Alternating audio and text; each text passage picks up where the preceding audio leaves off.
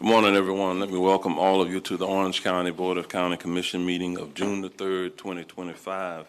As we begin this morning, we do have a full agenda today, a number of things that we will be addressing. We're going to hear from Commissioner Gomez Cordero, who will be introducing her guests who will be bringing the invocation. Following the invocation, we will ask Commissioner Gomez Cordero to lead us in the Pledge of Allegiance.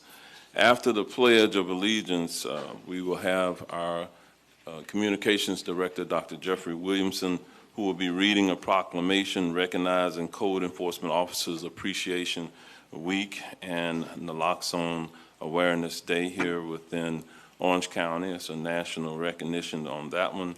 And with that, Commissioner Gomez-Cordero, you are recognized. Thank you, Mayor. Good morning, everyone, and thank you for being here today. Today, the invocation will be by Pastor J.J. Vasquez, lead pastor at Journey Church. In 2014, God spoke to Pastor J.J. and his wife, Pastor Liz Vasquez, to plant a church that will serve the community in Orlando and Central Florida. 2 years later, on September 18, 2016, Journey Church held its first service in the auditorium of Winter Park High School.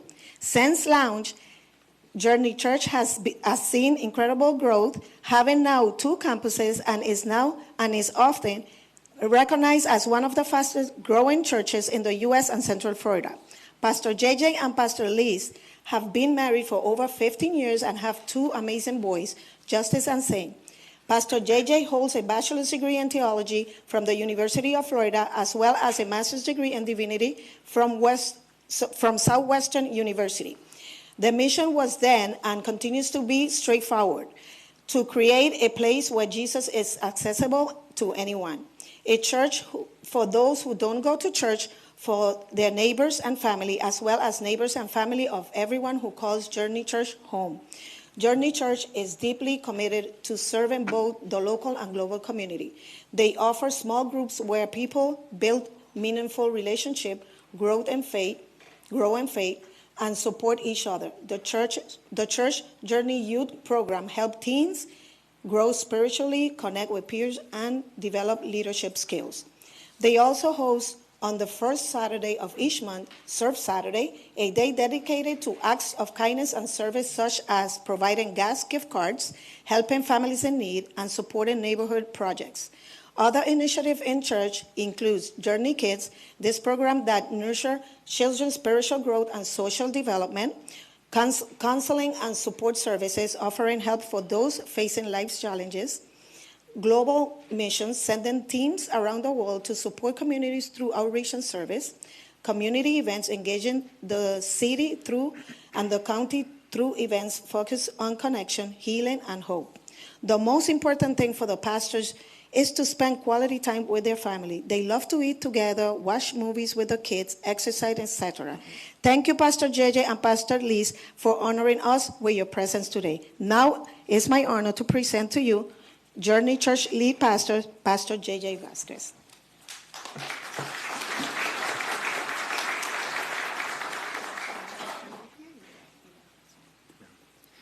Thank you so much for having me. It is an honor and a privilege. Thank you, Mayor. Thank you, Commissioner, for the opportunity.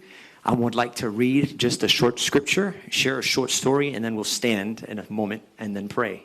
So for those who stood now, thank you. But yeah. So James chapter 1, verse 5 says this: if any of you lacks wisdom, you should ask God, who gives generously to all without finding fault, and it will be given to you. I'm a father of 2 boys. One is 13, the other is 11.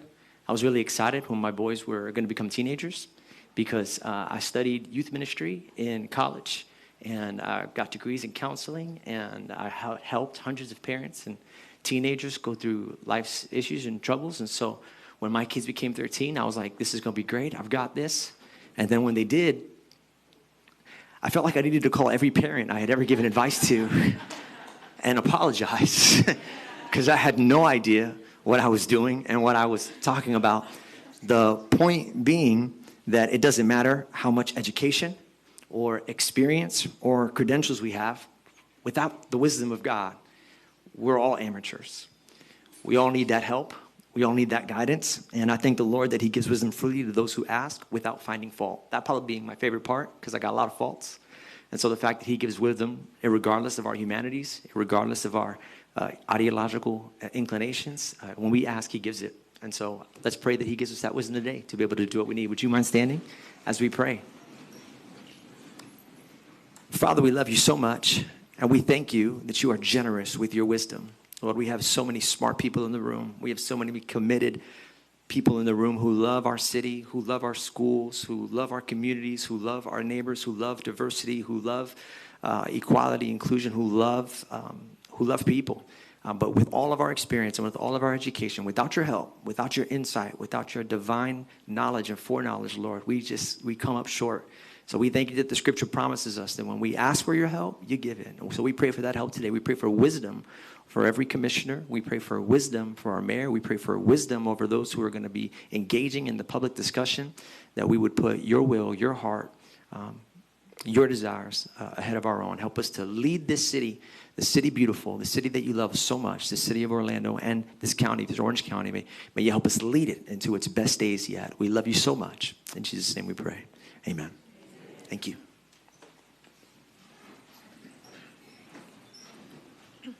I pledge allegiance to the flag of the United States of America and to the republic for which it stands, one nation, under God, indivisible, with liberty and justice for all.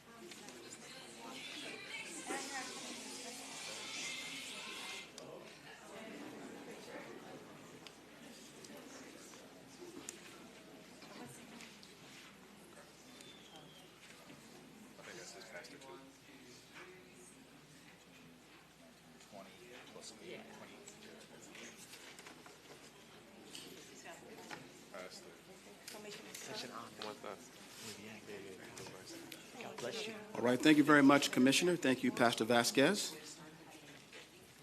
And thank you, Mayor. As the Mayor mentioned, we do have two proclamations for today. The first one is for Code Enforcement Officers Appreciation Week. Code Enforcement Officers Appreciation Week. And the proclamation reads, whereas the Florida Association of Code Enforcement designates the first week of June as Code Enforcement Officers Appreciation Week to recognize its code inspectors and raise community awareness about the valuable service they provide. And whereas Code Enforcement Officers Appreciation Week highlights the importance of code enforcement inspectors in ensuring the health, safety, and quality of life in neighborhoods through compliance with applicable zoning codes and regulations. And whereas in the best interest of residents, the code inspectors in the Orange County Neighborhood Services Division strive to achieve compliance through engagement, education, and enforcement by conducting inspections at properties, being a resource to residents about code violations and the code compliance process, and attending community meetings and events to proactively educate residents. And whereas beginning October 1, 2024, the Orange County Neighborhood Services Division's Code Compliance Section conducted more than 17,000 inspections and boasts a compliance rate of 76%. And whereas Orange County encourages the community to report code violations by contacting Orange County's 311 non-emergency help and information number through phone, web chat, and smartphone app. Now, therefore, Jerry L. Demings, by virtue of the authority vested in him as Orange County Mayor, does hereby proclaim the week of June 2nd through June 6, 2025, as Code Enforcement Officers Appreciation Week in Orange County, Florida, and recognize our code enforcement officers for their role as ambassadors, resource providers, problem solvers, and customer service experts. Done and ordered this third day of June 2025, signed by the Mayor and all 6 members of the Board of County Commissioners. Receiving the proclamation is Jason Reynolds. Jason Reynolds is the manager of Orange County's Neighborhood Services Division. Mr. Reynolds.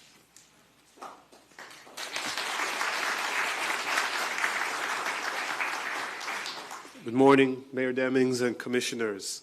On behalf of the Code Inspectors in the Neighborhood Services Division, thank you for this proclamation recognizing Code Inspectors Appreciation Week. These dedicated public servants, some of them seated here, are unsung heroes and yet play a critical role in ensuring safety and quality of life in neighborhoods. The role of a code inspector, however, goes much further than inspecting code violations. As Dr. Williamson said, they are ambassadors for Orange County. They are active problem solvers and act as advocates. I'd briefly like to highlight the actions of a code inspector who exemplifies all of those traits. While inspecting a home for a standard code issue, Harmony Hauser saw 3 golden retriever mixes who appeared to be malnourished and living in unsafe and abusive conditions. Trusting her instincts, she reported the dogs to the Animal Service Division, who removed the dogs immediately. Orange County Sheriff's Office then arrested the dog owners for animal cruelty. Most importantly, those dogs are now receiving the care and nutrition they need and are on the road to recovery. What began as a routine inspection for a code issue turned into a life-changing moment for those 3 dogs, thanks to the quick thinking and compassion of Harmony Hauser, who I'm proud to have as a code inspector in the Neighborhood Services Division. Again, thank you for this proclamation and recognizing Code Inspector Appreciation Week.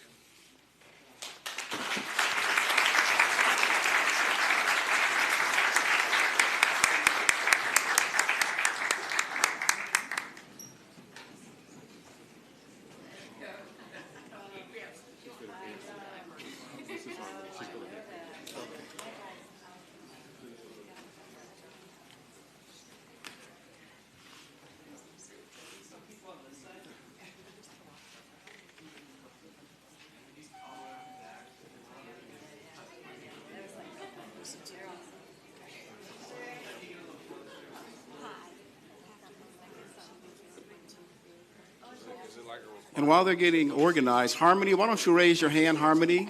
There's Harmony right there who had, let's give her a big round of applause. Good job, Harmony.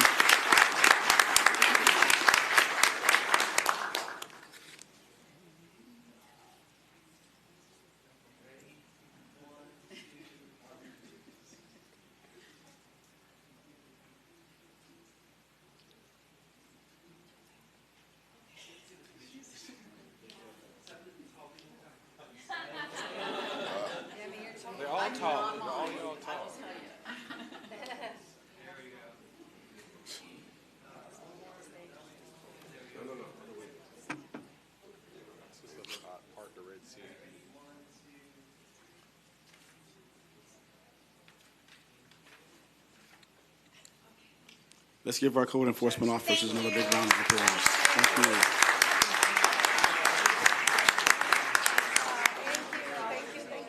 Thank you. There's Megan. Megan, thank you. You're the best. What will we do without you? Jason. Thank you.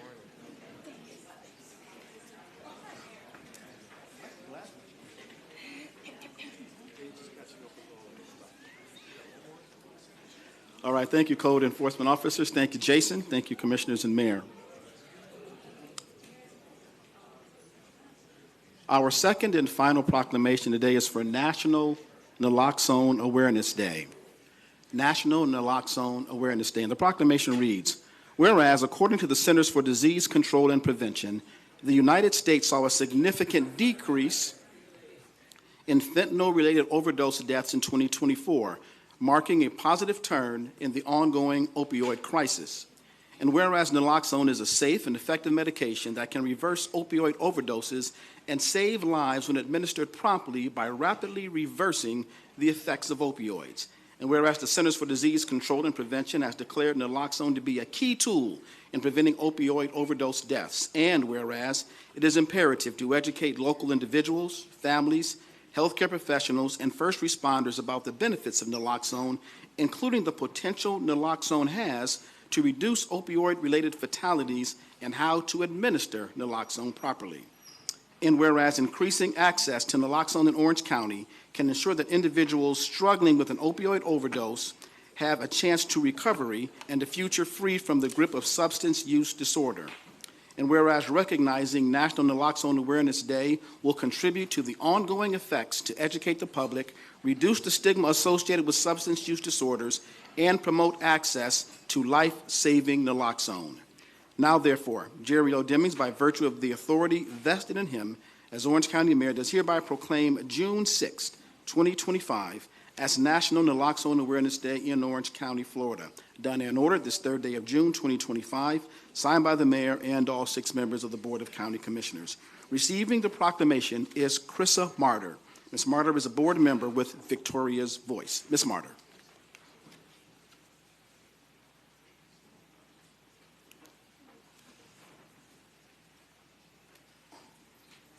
Good morning, everyone. On behalf of the Seagull family, that's David and Jackie Seagull and their children, and Victoria's Voice Foundation, we are grateful and thankful for our mayor and all the commissioners for recognizing this important day.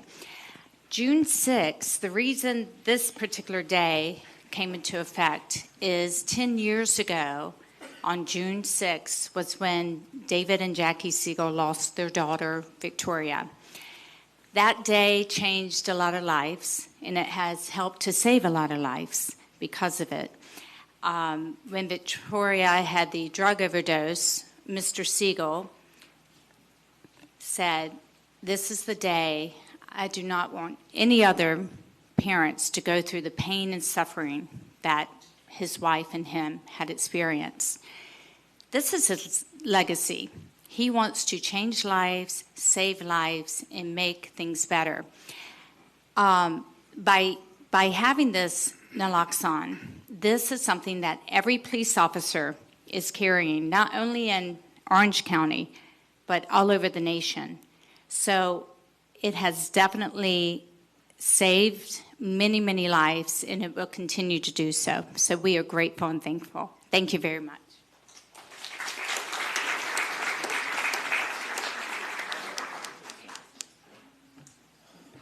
I wanted to also acknowledge the Seagull family. It was just a few months ago that David Seagull passed in this community. And back in 10 years ago, I was the sheriff here in Orange County and had the opportunity to get to know the Seagull family very well, knew Victoria. And I can tell you that after that, it had a significant, profound impact on a lot of young people and others within our community. And here in Orange County, because of the generosity of David Seagull, we deployed Nlloxxone on law enforcement officers here within Orange County, one of the first to be able to do that in the nation, as has been indicated at this point. And I can tell you, after the deployment of Nlloxxone, we saw a number of lives that were saved by the rapid response of law enforcement and other fire and paramedic personnel within our community as a result of that effort. And so we, as a community, are forever grateful for what the foundation has been doing now across our entire nation. So I do say thank you on behalf of the 1.5 million people who call Orange County home. So if you'll join me for a photograph.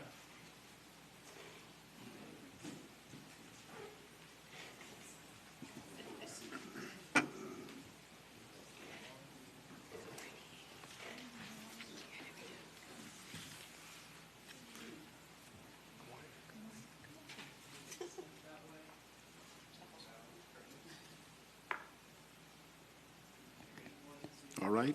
In the photograph is Tom Hall from our drug-free office and the former director of the drug-free office, Carol Burkett, and Ellis Martyr, son of Chrissa. Thank you all very much. Let's give them a big round of applause. Thank you all so much for coming and being with us today.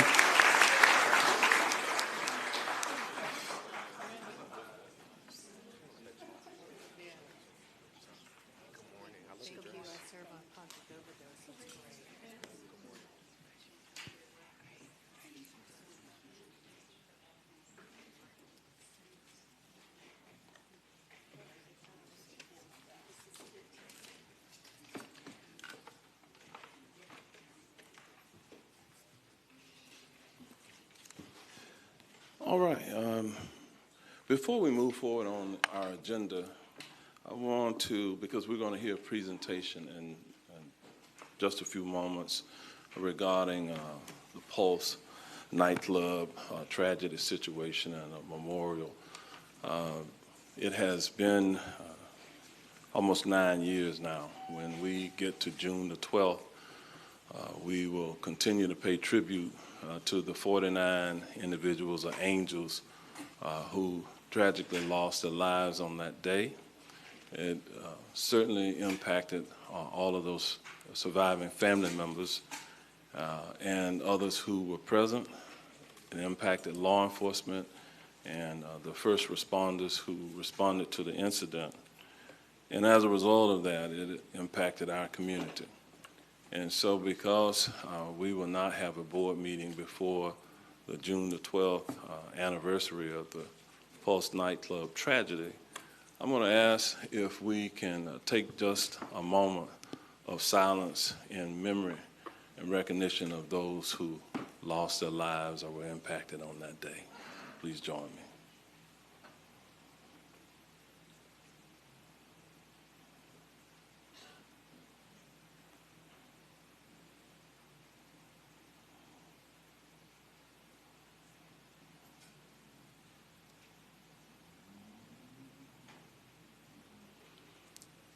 All right, thank you for your indulgence, and we do continue to pray for those families who were impacted.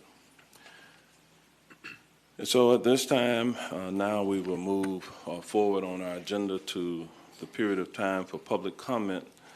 I'd like to invite members of the public who are present to come forward regarding topics of concern that are within this board's authority.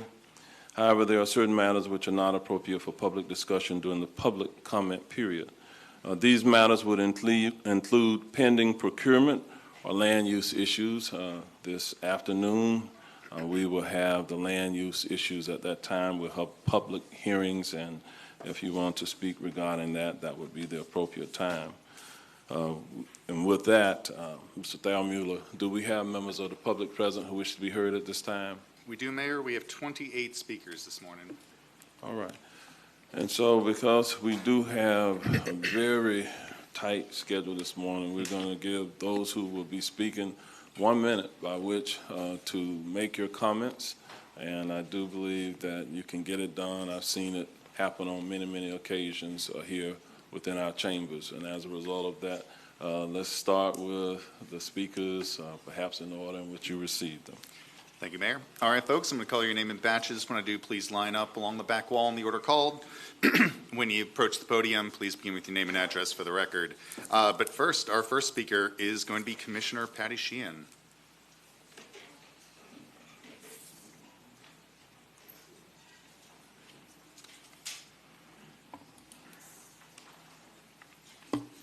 Thank you so much. I'm doing a little bit of editing because we're down to 1 minute. I thought we had 2. So, thank you, Mayor Demings and County Commissioners, for this opportunity to speak. My name is Commissioner Patty Sheen, and I live at 1213 Minnesota Street in Orlando. I hope you will support our request for funding for the Pulse Memorial. June 12, 2016 will forever be etched in my mind. I can never forget the screams of the relatives on Orange Avenue as they found out their children and family members were victims. It haunts me to this day. But I also remember how our community came together, city and county, to assist the victims and their families. I got to know 38 of the 49 families, and they want their loved ones remembered.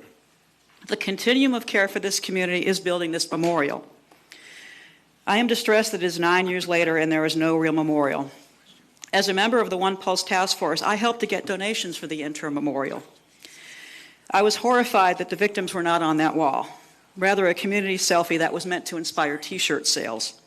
I left One Pulse shortly thereafter. I still hoped they would be successful, however. But here we are today, tasked with righting a wrong not of our making. Leadership is about making difficult decisions. I hope this won't be difficult for you. I remember when Mayor Jacobs pledged her support for helping the victims of Pulse and how much that meant to my community.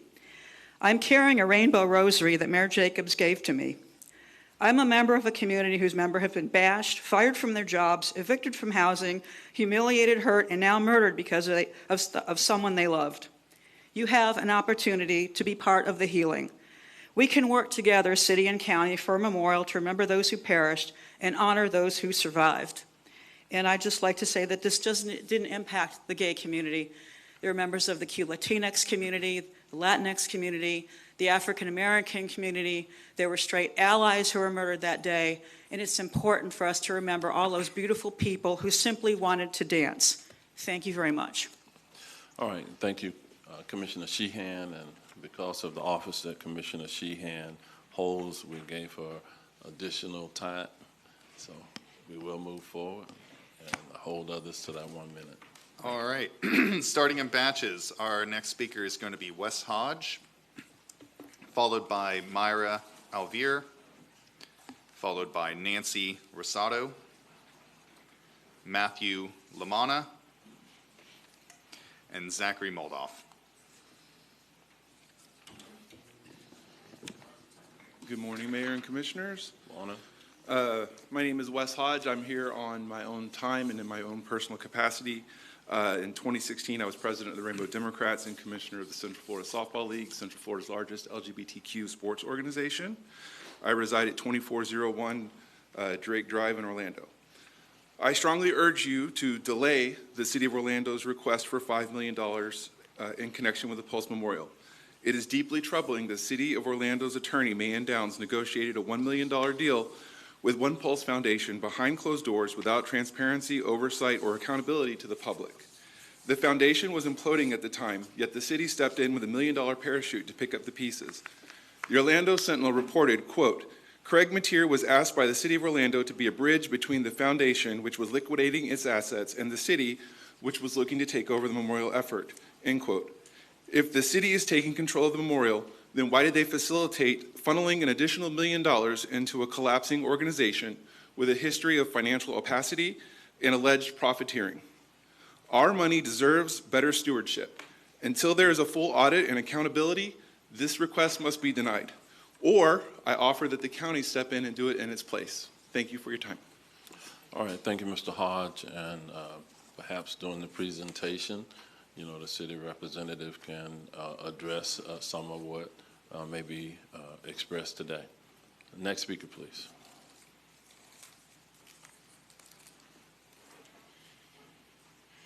Good morning, dear Mayor Demings, County Commissioners, and audience. My name is Myra Alvar, the mother of Amanda Lisette Alvar, and the mother that has continued to keep our 49 Pulse Angels memory alive, a member of the Pulse Memorial Committee. My presence here today is to respectfully ask this body for your financial assistance with funds and a joint collaboration to help unite and to support the City of Orlando in the creation of our Pulse Memorial, in memory of our 49 angels, survivors, first responders, and our community. We have envisioned a beautiful memorial to be located at the Pulse site in Orange Avenue to be a lasting tribute to our loved one's life and legacy.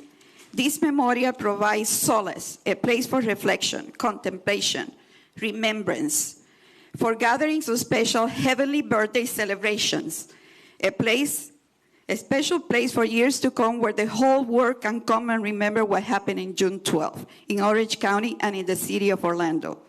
What happened can and will never be erased. I am in hope in your willingness to cooperate as this tragic tragedy affected many of us.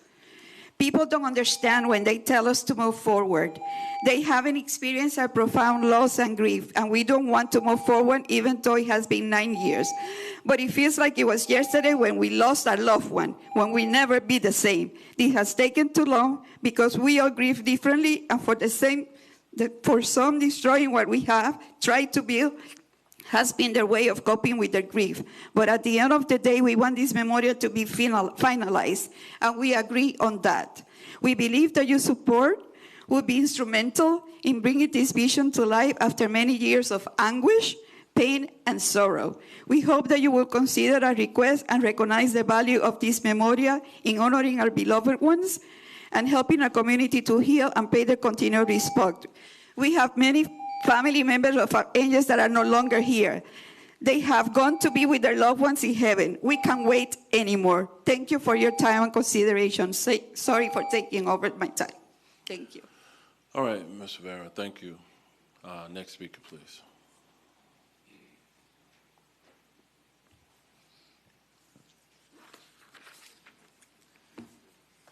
Good morning, Mayor Demings. Good morning. Commissioners and fellow citizens of Orange County. My name is Nancy Rosado. I live at 8695 San Marlo Way here in Orange County. and I am a retired clinical social worker and retired NYPD sergeant and survivor of the attacks on the World Trade Center. You hear my voice? Almost 25 years out. Theirs is more raw than mine. Over the years, I've worked with many mass casualty incidents, so I know a thing or two about trauma and post-traumatic stress disorder. I am also a proud member of the LGBTQ community and the Puerto Rican community, the two communities that were disproportionately impacted by the events of that day. Although I was not present at Pulse that day, I did respond to Orlando Regional Hospital, where many of the victims, families, and survivors were, and I witnessed firsthand something I had previously experienced during September 11th, that being that while everyone had the best of intentions, the theory of what to do during mass casualty incidents and its aftermath, and the reality of what happens in those moments were not in line. This is not a critique. There is not a city or a county in this nation that is prepared for this. In the days to come, I work with these families. I work with these survivors, with UCF Restores. Commissioner Rosario, I'm going to ask you to please wrap it up. I'll wrap it up right now, boss. That is police jargon. Long story short, I'm a member of the Pulse Committee that approved or made the suggestions that we made for this design. We are asking you, please, please, help us get this across the finish line. Ball's in your court. All right, thank you for your words. Next speaker, please. All right, the next speaker was Matthew Lamana, followed by Zachary Moldoff. If they are not here, the following speaker will be John Jennings, followed by Heather Grooms, followed by Aaliyah Noemi, and Frank Vassel.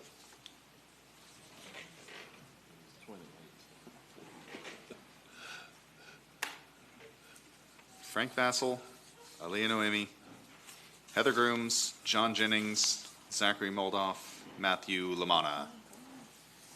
Any of the above may approach.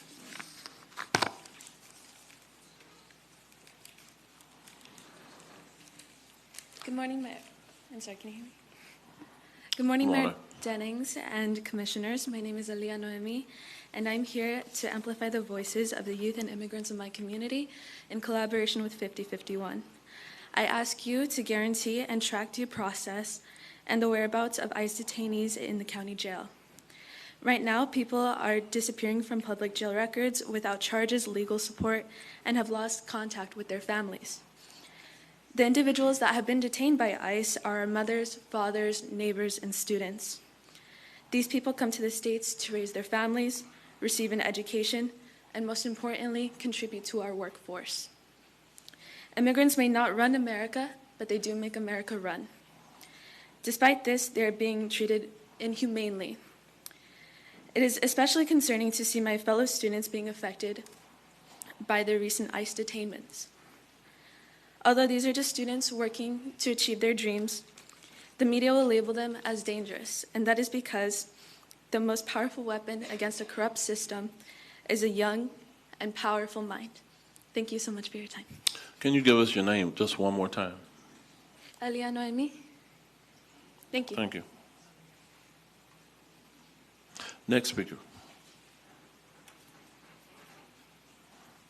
Hello, Mayor, Commissioners, citizens.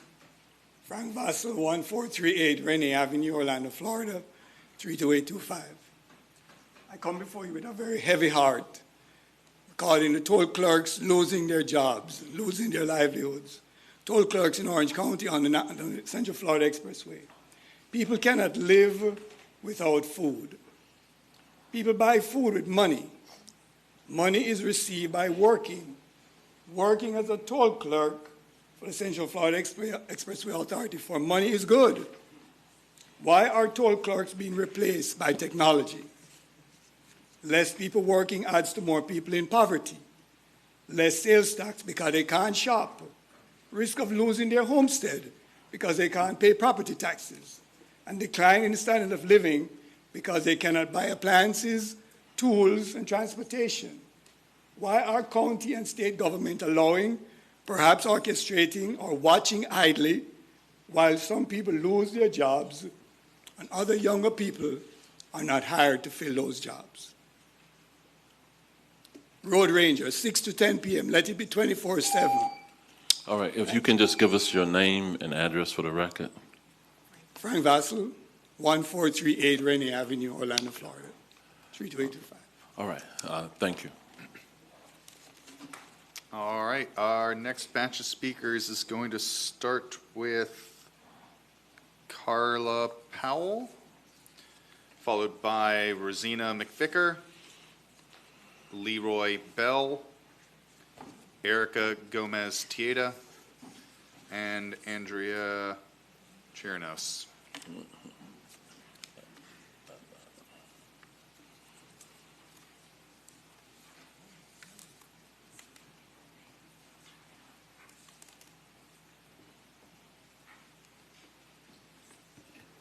Good morning, Mr. Mayor, Good morning. Commissioners, Mr. Diamond, Mr. Brooks.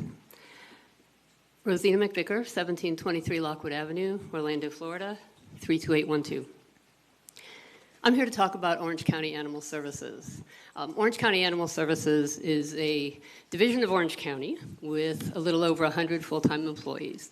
They receive a lot of attention sometimes from folks in the community who maybe are ill-informed, misinformed about what the organization does. Since we just have a few seconds, I'm going to give you a snapshot from our last Animal Services Advisory Board meeting. As of May 20th, Animal Services staff were taking care of 195 dogs in a facility that's built for 110, with an additional 35 dogs in foster care, 300 plus kittens in foster care, and almost 300 dogs and cats in the intake diversion program. So we're close to 700 animals under that umbrella, which is pretty amazing. Foster care coordinator needs a medal and a raise, for sure, and the staff needs to be recognized for what they're doing, and I just wanted to bring that here for the public record. Thank you so much. All right, thank you, Ms. McVicker, for your comments. We'll move to the next speaker.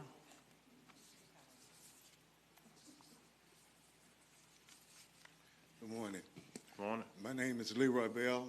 I stand before you as chairman of the AACCC and 100% disabled veteran that have served this country.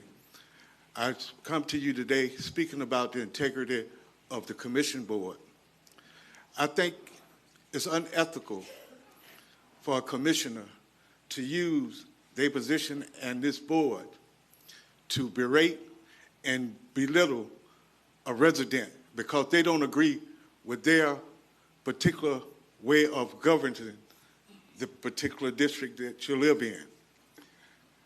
I don't think it's ethical for them to do this to a resident while using their position on the board to advance their families and also to advance another move in a campaign that they're running. I think it's unethical. Again, I thank you for your time, Mayor, and thank you for your service. All right, thank you for your comments, Mr. Bell. Next speaker, please. Hi, good morning, Mayor and the Commissioners, and to all of you that's present. My name is Cora Powell, Powell Fire Sprinklers. I'm here on behalf of one of my clients, which is a traveling nurse. He could not be here today. I'm concerned about the zoning process that we have. My client applied for zoning, got an approval, says, okay, go out and get your sprinkler system. We did that. We installed the sprinkler system, alarm system, came back to get his business tax receipt, and was denied. He's invested money, and I understand that we need to apply for a variance. When I came down to the county office to speak to someone, that individual, rather than giving the client hope or giving them some encouragement, said you have two choices, either to walk out or you apply for a variance. But we never approved a variance in 20 years. That doesn't sound like he would get approved or even be considered to move to the next level. So I'm concerned about that as we're helping the elderly with housing as well as disability, those with disabilities, because there is a need, an overwhelming need to house those individuals. So I would like to be involved to help support as we give some type of quick reference chart, something we can do for the planning. Thank you for your comments. All right. I'm going to look to the county administrator. It sounds like we may need to get additional information on that one. I'll take your card information, and get it to the appropriate folks in our Planning, Environmental, and Development Services Department. It's good to see you again. All Ms. right, Miles thank you was so awesome. much. Absolutely. All right. Okay, thank you for your presence. We'll move to the next speaker, please.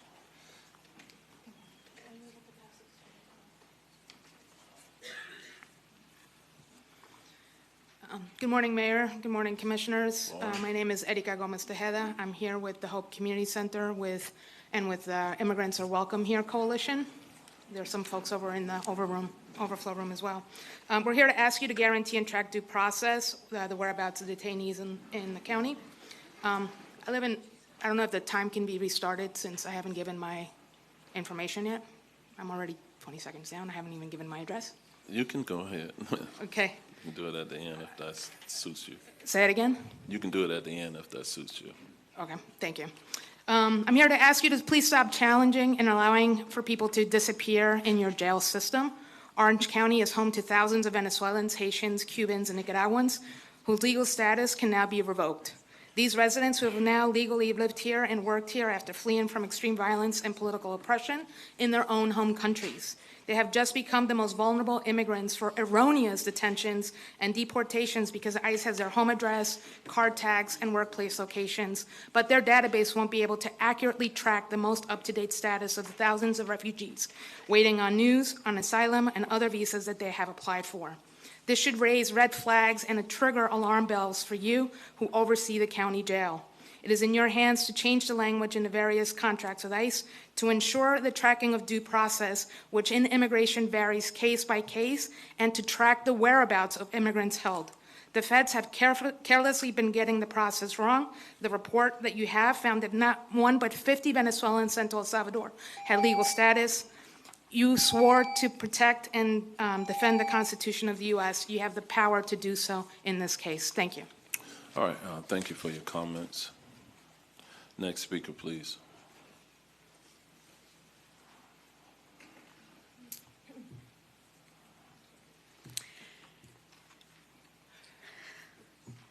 Good morning. Good morning. Sorry, it's my first time. I'm very nervous. My name is Andrea. I am a UCF student, and I am here because I also want to ask you to guarantee and track the due process and the whereabouts of the ICE detainee in the county jail. I am a Venezuelan immigrant. I am now a USA citizen. Unfortunately, a lot of people that I know are in a process that it hasn't been as easy. They have been waiting for many, many years for an appointment or for news, and they have created a lifetime here. Unfortunately, now they're being detained, arrested, and there's no information about them, where they're going, and if they get deported back, they're going to go to a country that will hurt them and disappear them, because once they're there, there isn't any real news that we can trust or any true policy that we can trust about their whereabouts. So I ask that everybody deserves to be treated with dignity and fairness. We need transparency, we need accountability, and we need due process. Thank you so much. All right, thank you for your comments. Next speaker. All right, next speaker is going to be Isaiah Mark, followed by Paul Haru, Renee Gomez, Marion Ravel, and Ann Kendrick. All right, good morning. My name is Isaiah Mark. I was born and raised in Haiti. So I'm here today represent 19,000 hospitality workers of Unite Here Local 737. Many of them, like me, are immigrants who came to this country with hope of building a better life for our families. As a Haitian immigrant, I know the feeling of uncertainty, of fear, and now I see the same fear every day in my community. We are asking you to take action to guarantee track due process and whereabouts of ICE detainees in the county jail. Because no one should just vanish. No family should be denied the basic right to know where their loved one is. Right now, people are being taken and they are left without answers. No phone call, no information, just silence. No one should simply disappear, not in this county, not anywhere. I ask you to please put yourself in our shoes. Imagine your son or your daughter, right? You don't know nothing about them. You can't hear anything about them. I'll ask you to wrap up, Mr. Moore. Thank you. But please take action. Give us a due process. All right. Thank you for your comments. Next speaker, please.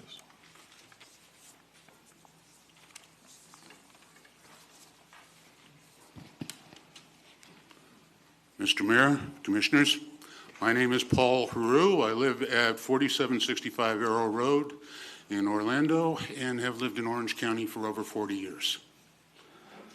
I'm here to ask you to guarantee and track due process and the whereabouts of ICE detainees in our county jail.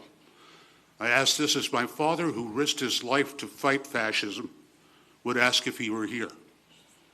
He taught me that the blatant violation of anyone's rights in America is a violation of my rights. And he also taught me that capitulation to lawless bullying has never worked in our history. There is no them being defended here. We all have skin in this moment. If we want to face our children in the future, we must insist that the rule of law be followed now, on our watch. Thank you. All right. Thank you, Mr. Carew, for your comments. We'll move to the next speaker.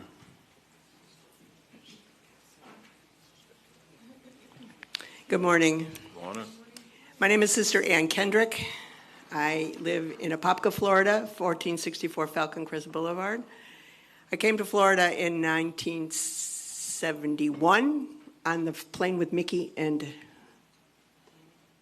Minnie. And I'm still here, serving immigrants, farm workers for the last 50-some years. It's unconscionable to me what is happening now. Apparently, I am now an enemy of the state, and I am considered to be a threat because I and people like me are resisting what is happening in the politics of this country. The people, like the butterfly, fly free. The 99% of the people that I've known for the last 50 years are hardworking. They're here working. They are not illegal elements. They are hardworking people. They are taking across the line of the economy here. They contribute to everything. I turn on the TV and I watch them being rounded up. The children are afraid. They don't go to school. People don't go to church anymore, and they pay somebody to go shopping for them. It's unconscionable. We don't have to do that. People get lost in the police, and we can't find them. They can't call home. They can't know who they're talking to. It's unconscionable. We have to stop that. Please, do something. You do something about that. Please. All right. Thank you, Sister Ann. Next speaker, please.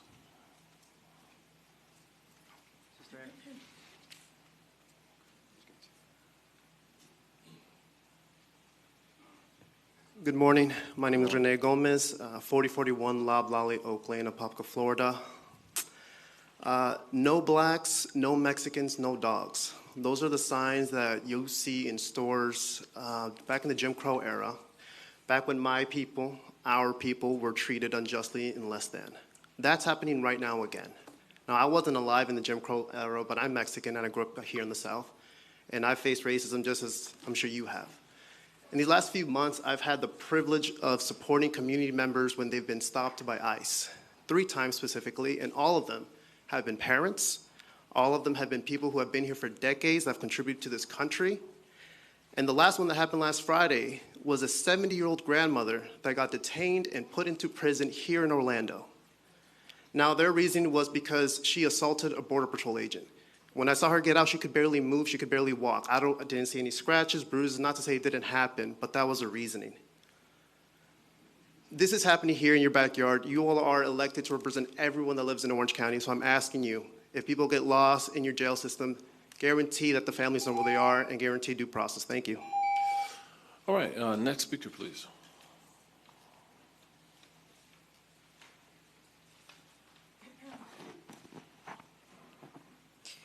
Good morning, Mayor, Commissioners, all attendees. My name is Maria Reges, and I'm here on behalf of Boricua Vota, La Mesa Boricua, and a member of the Coalition for Immigrants, demanding that you guarantee and track the due process on ICE detainees in our county jails. While I live in Osceola County, I direct a nonprofit based in zip code 32805, District 6. Thousands of Puerto Ricans like myself call Orange County home. And today we raise our voices for all of our immigrant siblings who are part of the soul of this community. Due process is not a favor, it's a constitutional right. And we are alarmed by reports that people detained by ICE in our jails are disappearing into a system with no transparency, no legal support, and nowhere for families to locate them. This is unacceptable. If someone is being held without notice, without access to a lawyer, without accountability, how can justice prevail?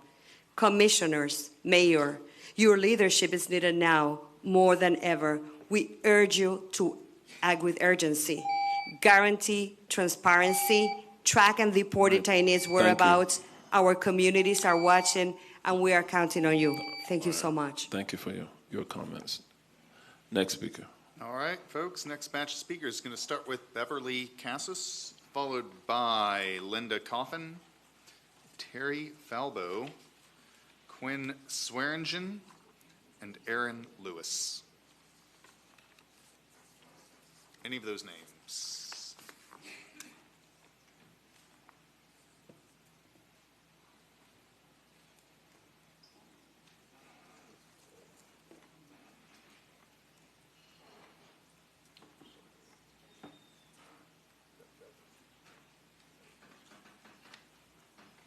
Good morning. My name is Beverly Cassius. I'm a member of Florida Rising, and I'm currently a person who lives in District 6. And I wanted to come here today and talk about human rights in the thoughts of we have immigrants who are being detained in our county jails. And they're being detained and they have no contact with their family and they have no way to get what's going on with them out there in the public. What I want you to understand is put yourselves in their shoes. When you have children who are detained or any family members, you're looking to find out the information because you want to be able to help them. People are scared. People are trying to find a way to get to their family and to understand what is going on. It is not only an immigration issue, it's a human issue. Thank you very much, Commissioners. All right, thank you, Ms. Cassius. Next speaker, please. Hi, my name is Linda Coffin. I'm in District 2, and my zip code is 32810. I'm here today to ask you not to play a part in violating anyone's right to due process. I ask you to guarantee and track due process and the whereabouts of ICE detainees in the county jail. Yes, we still need real policy reforms, including a real path to the legal status. But until that happens, the League of Women Voters does not support deporting immigrants who haven't committed serious or violent crimes. Everyone deserves fair treatment under the law. I'm also asking you not to add to the pain of family separation by allowing other counties or even other states to send detainees here. The League of Women Voters stands for policies that bring immediate families back together, not push them further apart. When someone is detained, their loved one deserves to know where they are. As people of Orlando and as members of the League, we refuse to accept a system that splits families across counties or states. Again, I ask you to guarantee and track due process and the whereabouts of ICE detainees in the county jail. And I'm with League of Women Voters, and the faith group with the immigrants are welcome here. All right, thank you. Next speaker, please.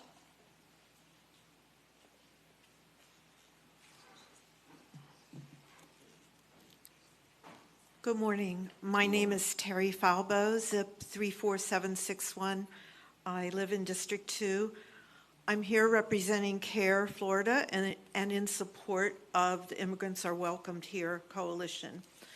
I'm asking commissioners to please find a way to guarantee transparency and track due process of ICE detainees in our Orange County Jail.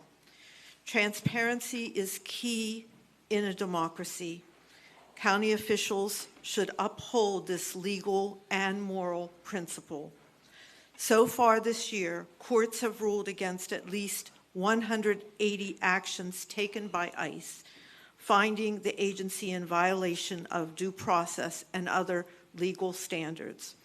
Orange County taxpayers are currently subsidizing this undemocratic federal overreach, and this needs to stop.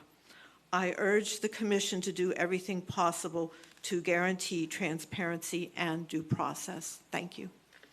All right, thank you. Next speaker, please.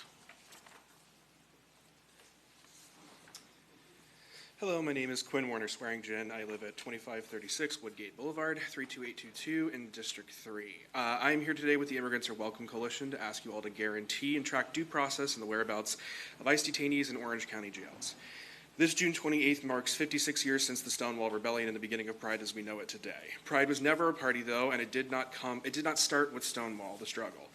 As we watch images of hundreds of men perp-walked, handcuffed together in the raids in Tallahassee, screaming children being brutalized in Worcester as their mothers are kidnapped from them, bars being smoke-bombed by state thugs as spontaneous protests break out in resistance in San Diego, I cannot help but be reminded of all of the images of the same types of police brutality and violations of our rights and due process that sparked the Stonewall Rebellion to begin with.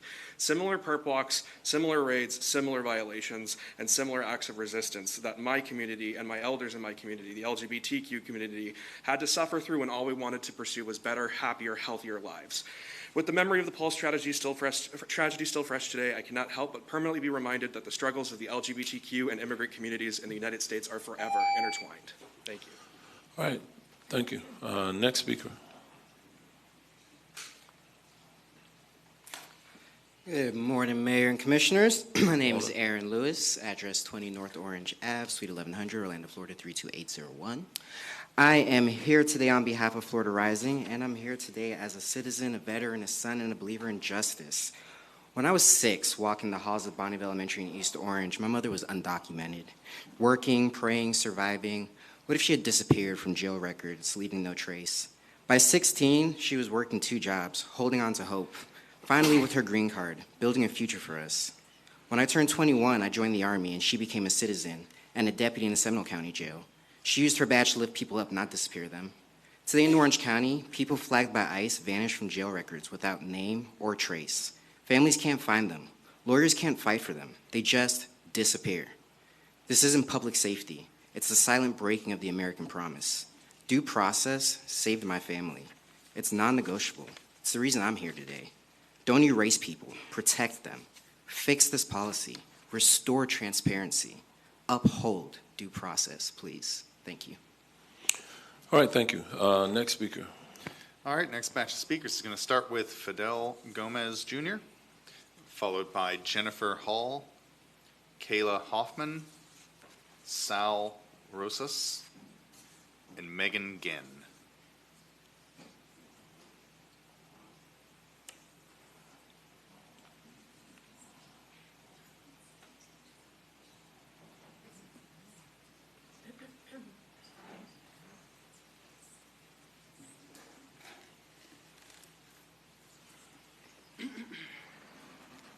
Good morning. Good morning. My name is Fidel Gomez Jr. I live in off of Jennings Road and 32808 in District 6. I am here today with the Immigrants Are Welcome Here Coalition. My neighbors are terrified about simple traffic stops as our immigrant neighbors are disappearing into the system. We are being profiled on our appearance and skin tone, and oftentimes our gender identity. Andrea Hernandez Romero, a gay Venezuelan makeup artist seeking asylum, followed the process. Now he's missing. Yesterday in Portland, someone named OJM, who fled cartel violence in Mexico, was detained after her case was dismissed. Areli, who's also a trans advocate in Louisiana, has been in a cell for months with no updates after simply checking in. The system lacks transparency, tracking, and due process, and it is happening right here in our own backyard. Tomorrow, the story could be someone in this room profiled for being human, fitting a description, and then their families and legal team can't even find them. Thanks. All right, thank you. Next speaker.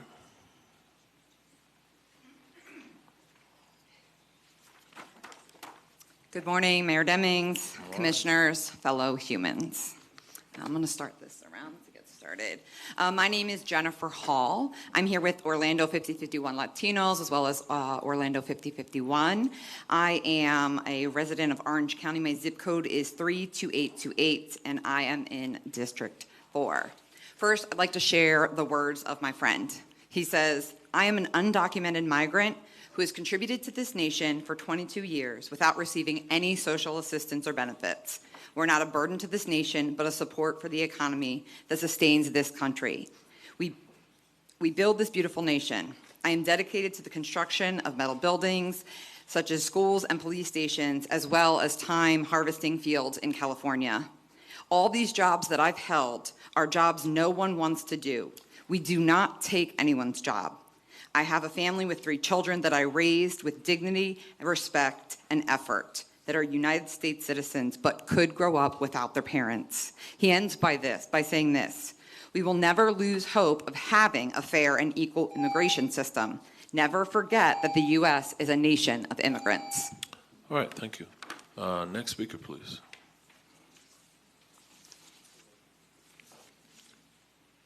Taigwe, Takai means good son and good greetings in my indigenous language.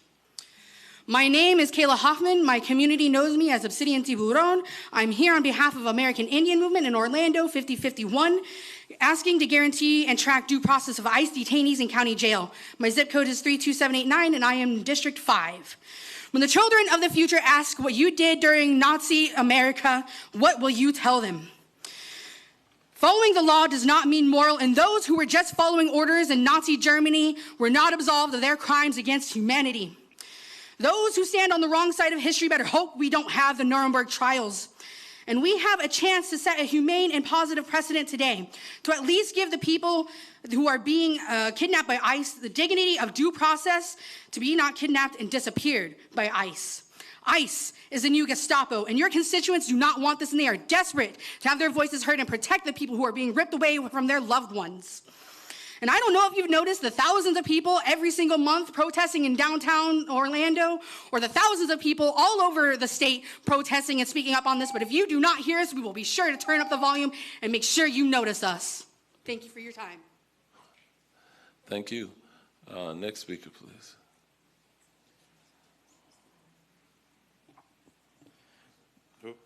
Good morning. My name is Sal Rosas, 2100 Lakeview Ridge, Apopka 32703. I ask you to guarantee and track due process and the whereabouts of ICE detainees in the county jail. Florida is a place full of hardworking families and hard workers and young people chasing better futures. But what future are we offering when our tax dollars get spent on deporting neighbors instead of investing in what keeps a community alive, such as education and housing? When families don't have a stable place to live, everything else crumbles. Kids can't focus on school when they don't know where they're sleeping that night. Young people give up on dreams when their classrooms are overcrowded, overfunded, and undersupported. And then we wonder why people get caught up in the system. It's because we keep choosing punishment over opportunity. I'm a Floridian, and I see the harm every day. It's just not about policy, it's about people's lives. We need to stop funding harm and start funding futures. Thank you. All right, thank you. Next speaker.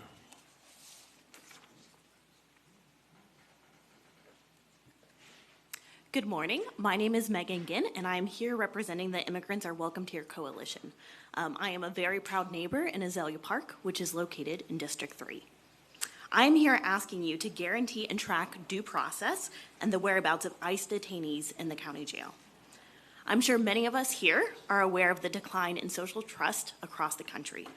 This stands true when it comes to trust in our neighbors, trust in federal institutions, and trust in the media. But recent research from Pew Research and the Trust for Civic Life has found that's actually not true for local institutions. Schools, small businesses, local elected officials still have very strong trust from the public. And I'm here asking you to help us keep trust in Orange County institutions. By guaranteeing and tracking due process and the whereabouts of ICE detainees in the county jail, you'll provide the community with the transparency and credibility that healthy democracies need. So I ask you to please guarantee and track due process and the whereabouts of ICE detainees in the county jail. Thank you. All right, thank you. Next speaker. Mayor, I believe that was our last registered speaker this morning. Okay, do we have any other members of the public present who wish to be heard at this time? Okay. If you have not completed one of the speaker cards, we would ask you to complete the speaker card if you wish to speak. You can speak and complete it afterwards if Mr. Thalmuller does not have your card. Yep, we can fill them out afterwards.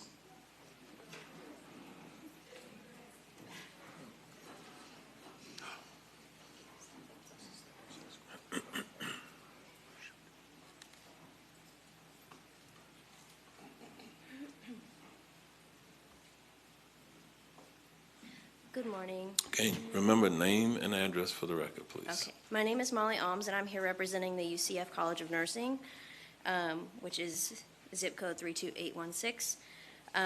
My peers and I are here today, again, representing the College of Nursing, and we are involved in public health currently.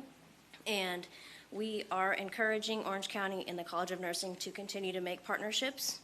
We have discovered recently the top 4 needs of the 2022 Community Health Needs Assessment for the local communities, and the top 4 needs currently are increasing system capacity, enhancing mental health and substance use disorder outreach and treatment, streamlining access to care, and supporting affordable and quality housing. As one of the largest universities in the country, the College of Nursing has over 300 undergraduate students, and we are here to reach out to hopefully begin fostering a relationship between UCF and Orange County. Public health is incredibly important, and we are here willing and able to help in a variety of different ways. Thank you. All right, thank you for your comments. And we do have established relationships with the University of Central Florida and the College of Nursing. We have numerous programs that work to address the issues that you denoted today. So thank you again for your presence. All right, next speaker. Were there any more from that group? Okay, perhaps they were speaking on behalf of the group, maybe? Okay. All right, if there are no other members of the public present who wish to be heard at this time, then we will close the public comment period of time. Mayor. And we will move forward on our agenda.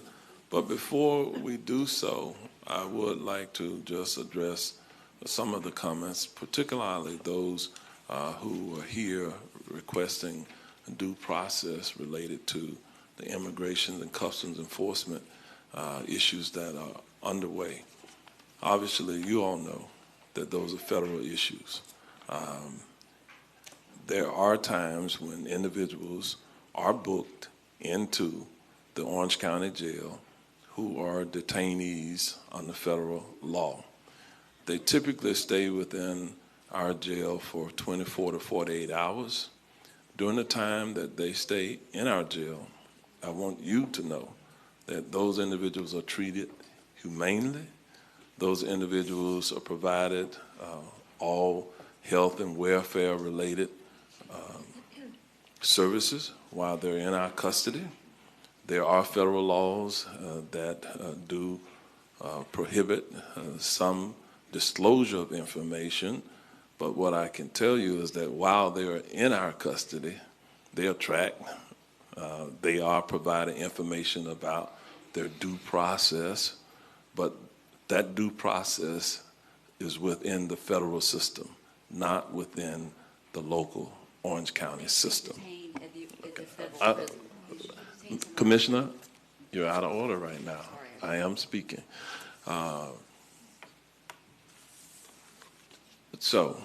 Let me finish what I'm saying here.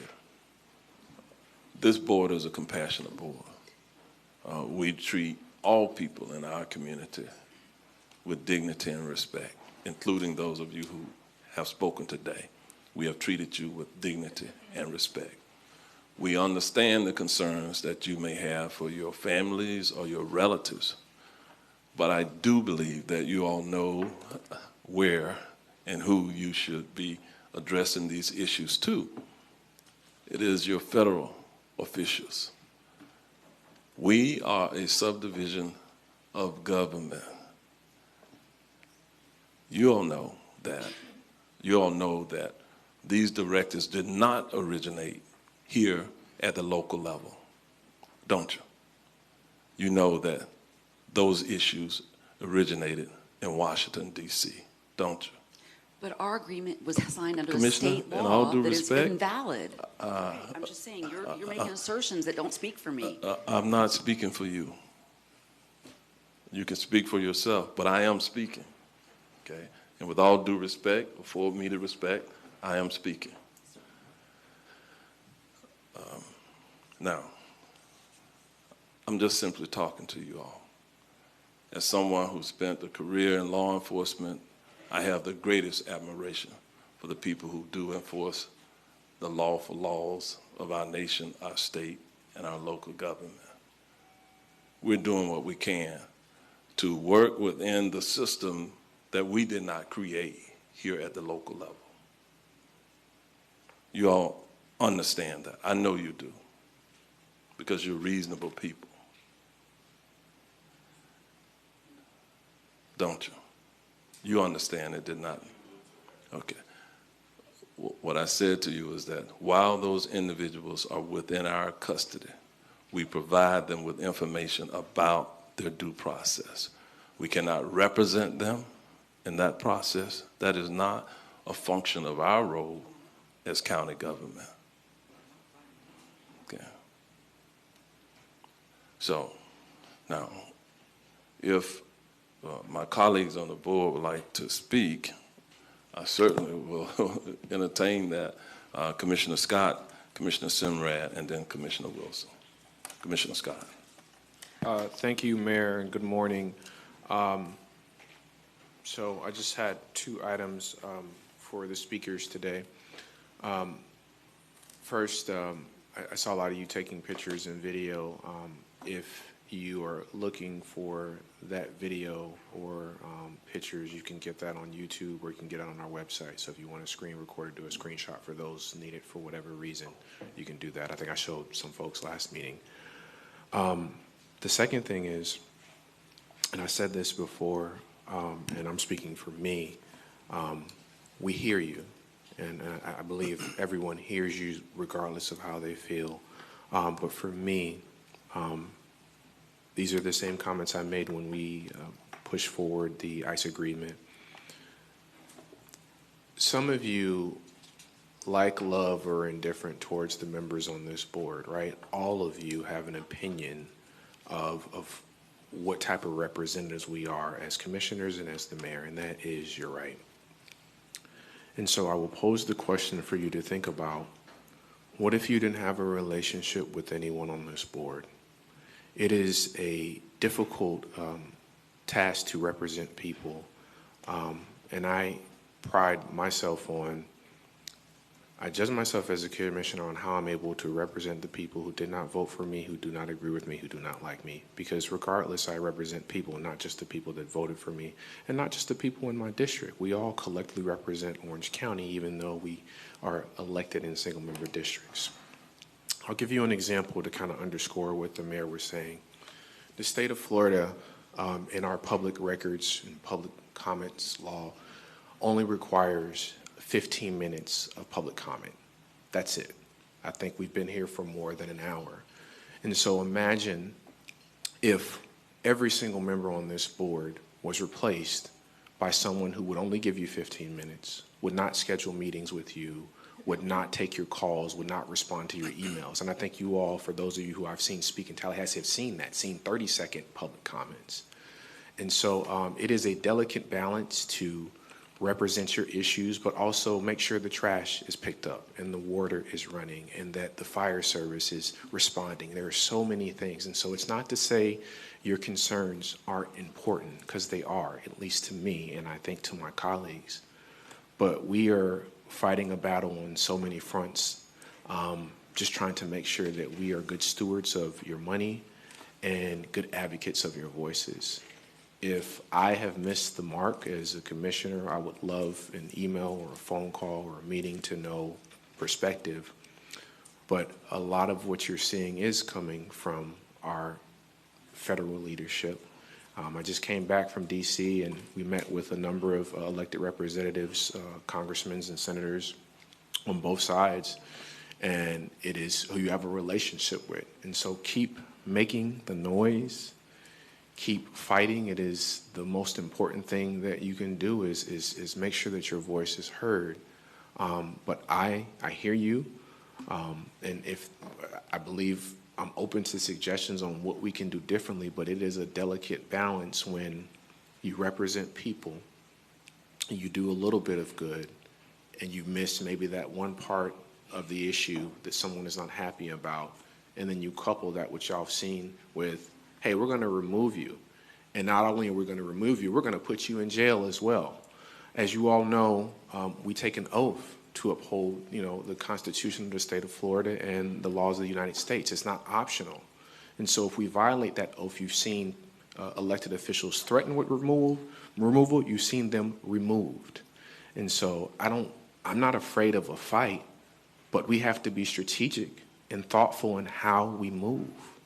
And so if you have some suggestions that we have not considered, I'm certainly open to hearing them. I believe the mayor and my colleagues are, but it is a delicate balance here. But I'll go back to what I said in the beginning.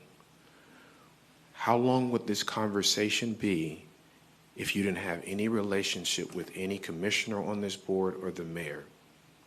It wouldn't happen. And if it did, it would be very short. In the context of public comment, it would be 15 minutes, which is what the state allows, and then you all would go about your business. And if you wouldn't go about your business, you'd be forcibly removed. So I want you to know that I care, and continue to speak up, continue to fight, because that's how we get things done.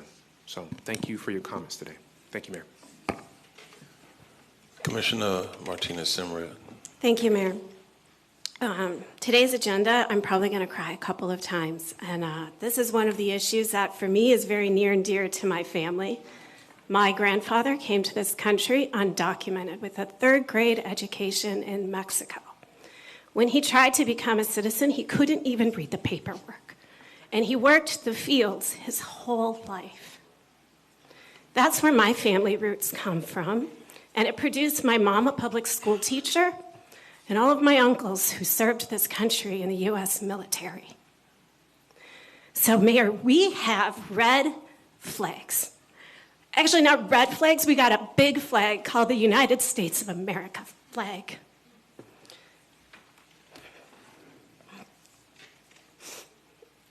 The District 5 team, we went and we toured the jail.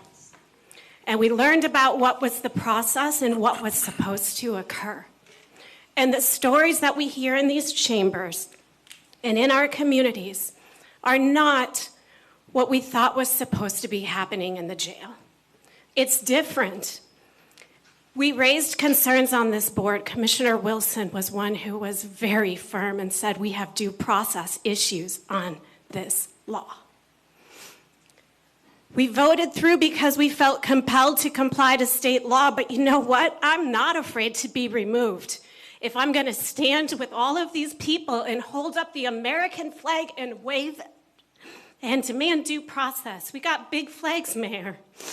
And so I'm going to appeal to you on a very emotional level. Let's bring this back to the board. Let's talk about it. And let's figure out if there's anything we can do to make it a little better. It might come back, and you know what? We might have to say there's nothing we can do. It might come down to that. But at least we fought with them. I'm with you. So, Mayor, please, let's bring it back. We got families. It's horrible. We get calls in District 5. I got Jared crying because it's families. Yeah. So please, let's bring it back. Please. Commissioner Wilson. I think even on top of the emotional and human expectation that our compassionate board has, we actually have a legal foundation at this point. In April, the Florida courts stopped the law that we were forced to agree with. Now, we're watching state officials circumvent court authority, but my understanding of the three branches of government include the court system calling what is and is not constitutional, not some rogue state attorney, not some rogue politician. So my concern is that as we continue saying it's not about us, we didn't make this decision, we are continuing to be complicit in something that not only historically is going to be shown to be immoral and I believe cruel and indefensible, but I believe it's illegal. I believe in my heart of hearts that being told as a local government that we had to detain people that have not committed crimes, that have not been given their full due process rights because the federal government told us we had to, is not legal. The courts have weighed in. I know it's continuing to be battled. This is not a final decision. But right now, they have said that this should not continue to be an enforced law. So where does that put our boots on the ground in the corrections division? And I said this the first time we talked about it. We've asked them to potentially impose as these, hijacked employees of ICE, because they were hired by Orange County government. They're being paid for by your tax money, not the federal government. We've hijacked their jobs, making sure that we're actually detaining people who have potentially done something dangerous in the community. And we've given up those spots to people who have just done nothing but go and work on building the greatest city in the state. The family that called my office, that gentleman was working, and I'm not going to name the park, but he was constructing one of the biggest employers in the state as a contract employee. And I'm not saying that they're complicit, but I'm saying that we have to understand that the economy of our Central Florida, our whole state, our country is built on the backs of immigrants. And for us to turn a blind eye when we understand that things that are being imposed to us, that we're just going to say, sorry, we have to do it because they're telling us we have to do it. It's not sufficient. It doesn't feel like we're doing what we need to do to make sure that we're upholding the federal Constitution and the understanding of the way that those state laws are applied to local government. So I'm asking for us to revisit the determination that that was a requirement under state law, that we had to take that agreement under state law. All right, Commissioner Gomez-Cordero. Thank you, Mayor. It's true, this is a very hard topic. I mean, it hits me very close because I spend a lot of time with some of you that are here and other families that, the father or grandfather has been arrested. But I want to say here right now that I will continue advocating that our staff and correctional doesn't violate their rights. That's what I can do because that's under me. I talk to the director and to correctional almost every week just to follow up and check on, what's going on and what is happening. I try to support the family that stays here with whatever help they need, so because I can do that. The thing that ICE does or whatever, I cannot control that. What can I do? But what I have under me, which is the correctional and the staff here, I can, advocate for you all. My other thing that I wanted to ask is, to legal, and I think it's legal, what is the, what I wrote it here. I wanted to ask, what is the legal obligation to house a federal arrested inmate? I don't know that off the top of my head, Commissioner. We were not scheduled to have any discussion today with respect to immigration. And in fact, the attorney in our office who handles the Corrections Division and deals with immigration issues is not present today. So I can't give you an answer off the top of my head. Okay, next time, whenever we come back. Okay, thank you. Thank you, Mayor. Commissioner Uribe. I actually want to kind of echo what Commissioner Gomez Cordero is saying, because we have been getting calls. You all have called us. You called our office. You called me. And we've been talking to Chief Quinones. We talk on a regular basis. I don't know about you all, but we're getting the reports of how many people have been detained criminally wise, how many have been released, and we're getting those updated reports. And I want to believe, I know that what's going on the national level and what we just saw in the paper in Tallahassee is not what's happening with our Orange County jail system.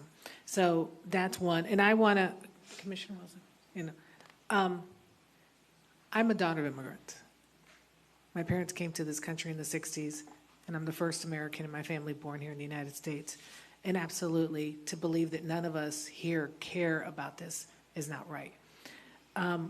We stood here and we wanted to make sure that people knew if they were detained, that they could call someone, that they understood in the language that they have. Anything that we could do as a county commission to do that, we did, and we've asked that. Including, I know that there was limitations on what can be put on as far as a federal detainee, but I would like to ask legal, and you're not prepared today and understand, is there anything that we as a body can do for these individuals that are being picked up? Because it's not all criminal basis, and I encourage you all to get the information, because there have been, I believe a majority of it is criminal based, and then once they satisfy that, but there's a lot that aren't. So I think that knowledge is key, but to say that here in Orange County, and we know I read just like you all what's happening in Seminole County. I read what's happening in other counties across the state of Florida. But I want to say that the county, the jail here, the corrections jail here, is doing everything that they can. And I would like to make sure that we do everything that we can. I mean, I think that's where we're at. I mean, what we can legally, and I am not an attorney to say this is what we can or can't, but I would love to know anything that we have the right to adjust or look at or provide information. I think the biggest thing is, and I read this and somebody sent me something on social media, is where they get arrested, an attorney thinks they're going to see them, and then suddenly nobody knows what's going on. And that isn't right. That isn't right at all. But I don't know where we are at the federal level. I know locally if you get arrested and you're charged for shoplifting, there is a process and you can go in the system and you can find them, but outside of that. So just, Mr. Newton, if there's anything that we can have the authority as a county to do, I think it would be wise for us to consider. That's all. All right. As you all well know, we've had discussions, robust discussions at this board. We heard from Chief Quinones, Director Danny Banks. We heard from the county attorney's office previously, and we made some modifications in our processes at the Orange County Jail to make certain that we were compliant with what we had to be compliant with. Nothing has changed there. Yes, there are pending litigations in the courts, and I would certainly direct our county attorney's office to, if there's something changed since the last time we had this conversation for quite some time before the board, to update us. But I haven't been advised that anything has changed, that the courts have interjected and said you cannot do this. To the contrary, the directives have been clear. So for another date, we'll look at this issue and see if there's anything that we can do. All right, with that, we're going to move forward on our agenda. We'll move to the consent agenda at this time. I'll go to the county administrator, Mr. Byron Brooks, to present the consent agenda. Thank you, Mayor. There are 3 items we need to pull from the consent agenda.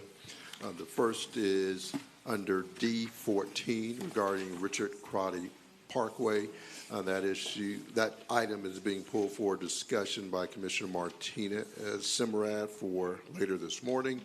And then we have 2 items being pulled that will come back after further review at another date. That's item E2 under Community and Family Services regarding a contract with the Early Learning Coalition, and item K4 under Public Works regarding traffic safety countermeasures. So, Mayor, with the exception of those 3 items, D14, E2, K4, with D14 being discussed later this morning, staff presents the remainder of the consent agenda for board consideration. All right. With the exception of item D4, E2, and K4, is there a motion So for moved, approval? Uribe. Second, Gomez. Okay. A motion by Commissioner Uribe. Not sure who was second on the seconder. Commissioner Moore. All in favor, let it be known by saying aye. Aye. Opposed, no. Motion passes, and it is unanimous.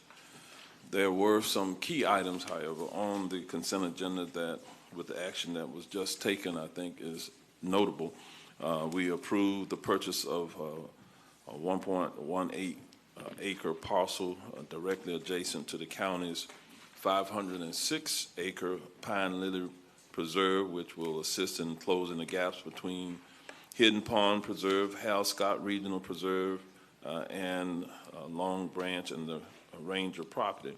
Acquisition of this parcel will provide an opportunity to establish new portions of the Florida National Scenic Trail. It will also help to protect a rapidly disappearing rare habitat, domestic flatwoods, and enhance an existing 9,941 acre wildlife corridor.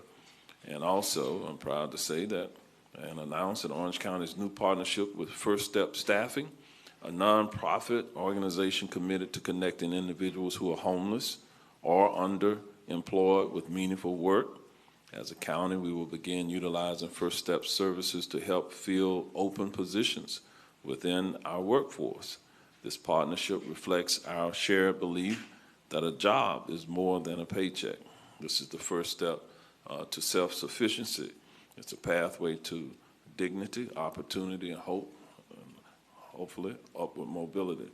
And finally, the board approved $85.4 million of CDBG disaster recovery program awards of funds for 14 projects spanning across Orange County. These projects include infrastructure and public facility improvements, mitigation efforts, and planning studies to strengthen our community resilience and sustainability against future disasters. And so there is some good news that's coming out of our board today. Now let's move back to item D14. This item was pulled by Commissioner Martinez Simrad for discussion. And with that, the E2 and K4, by the way, will be scheduled for a future BCC, a Board of County Commission meeting. So D14, Commissioner Simrad, you're recognized. Thank you, Mayor. So I'm asking my team if they would please bring down a copy of a letter that I will address in just a moment. So this is an item where we're looking at using Richard Crotty as a ability to help alleviate traffic. And we pulled the agenda item. It's about a $40 million price tag. And I have concerns because while the scope of this project is essentially acquisition of land and stormwater management to facilitate that project, in the later phases, we have some opposition that is going to emerge. So first is that it would require going through Blanchard Park, which is the only park on the east side there in the Union Park area that is very, very well used. Second is that it will cut through wetlands in the Econ River Basin, which I would not support. We just paid money to demolition the YMCA in Blanchard Park because it flooded from those wetlands. So they are wetlands that are critical for flood management in that area. And then finally, in a later stage, it requires going through Research Park. And we've received a letter from Research Park in reference to Department of Defense activities that occur with express written consent that this long-term project that would once it would materialize would impact the desirability of that location, which would have far-reaching economic implications. So we have copies of the letter that are forthcoming. I see them coming. So I will circulate that. So our issue is that to spend $40 million right now in the land acquisition when there are problem plugs along the way in the process, and because this is not an actually funded project right now, I ask that we just push pause on it to get some of the other portions of the project and the phasing in line. So I will pass down the letter from Central Florida Research Park.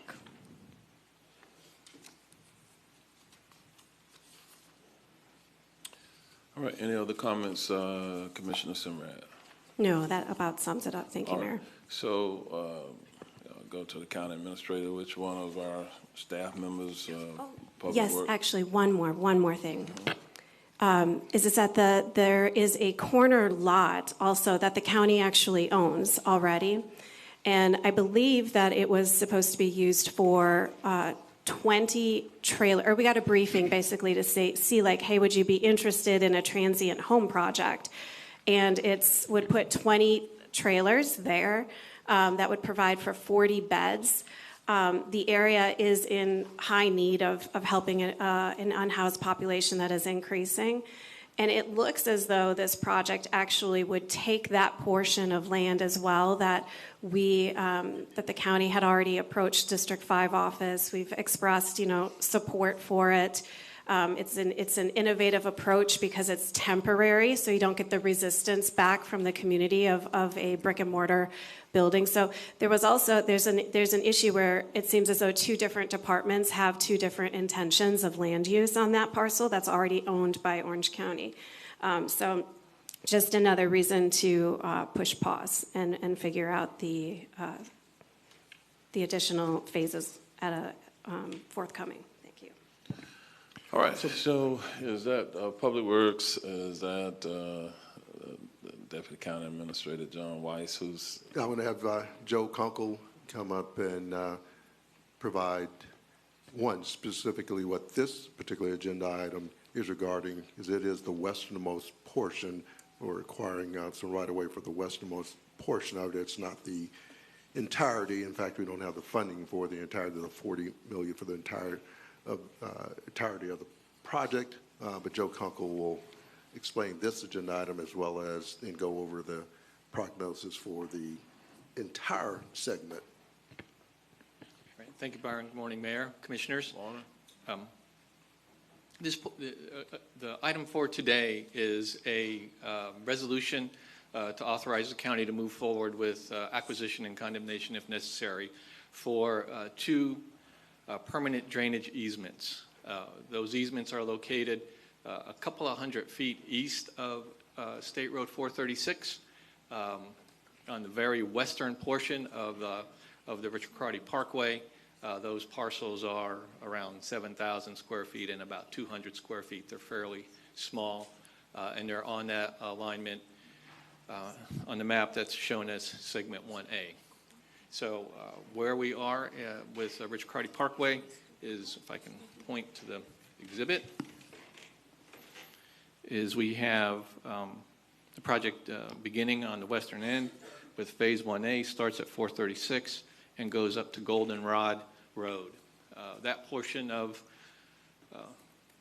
Richard Crotty Parkway is designed, permitted, and we are in the right-of-way acquisition phase. We do not have construction funding for that project, but our process has been to move forward with the handful of parcels that remain to be acquired so that we do have the right-of-way in hand when funding does come forward, number one. Number two, if we postpone and move out the right-of-way acquisition, then of course the costs for right-of-way will move up. The costs of right-of-way are always increasing. So we do have funding scheduled this year and next year for right-of-way acquisition for that segment 1A. We also have a design completed for segment 1B from Goldenrod Road east to Haru. We have in the past acquired a retention pond site as well as some other parcels along segment 1B.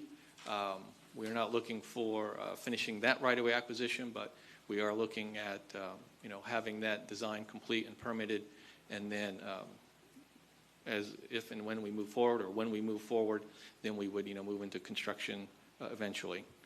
Segment 2, which starts at Harold Road and goes over to Dean, and it crosses Econ Trail right in the middle. Those plans are complete. We do not have permits in hand.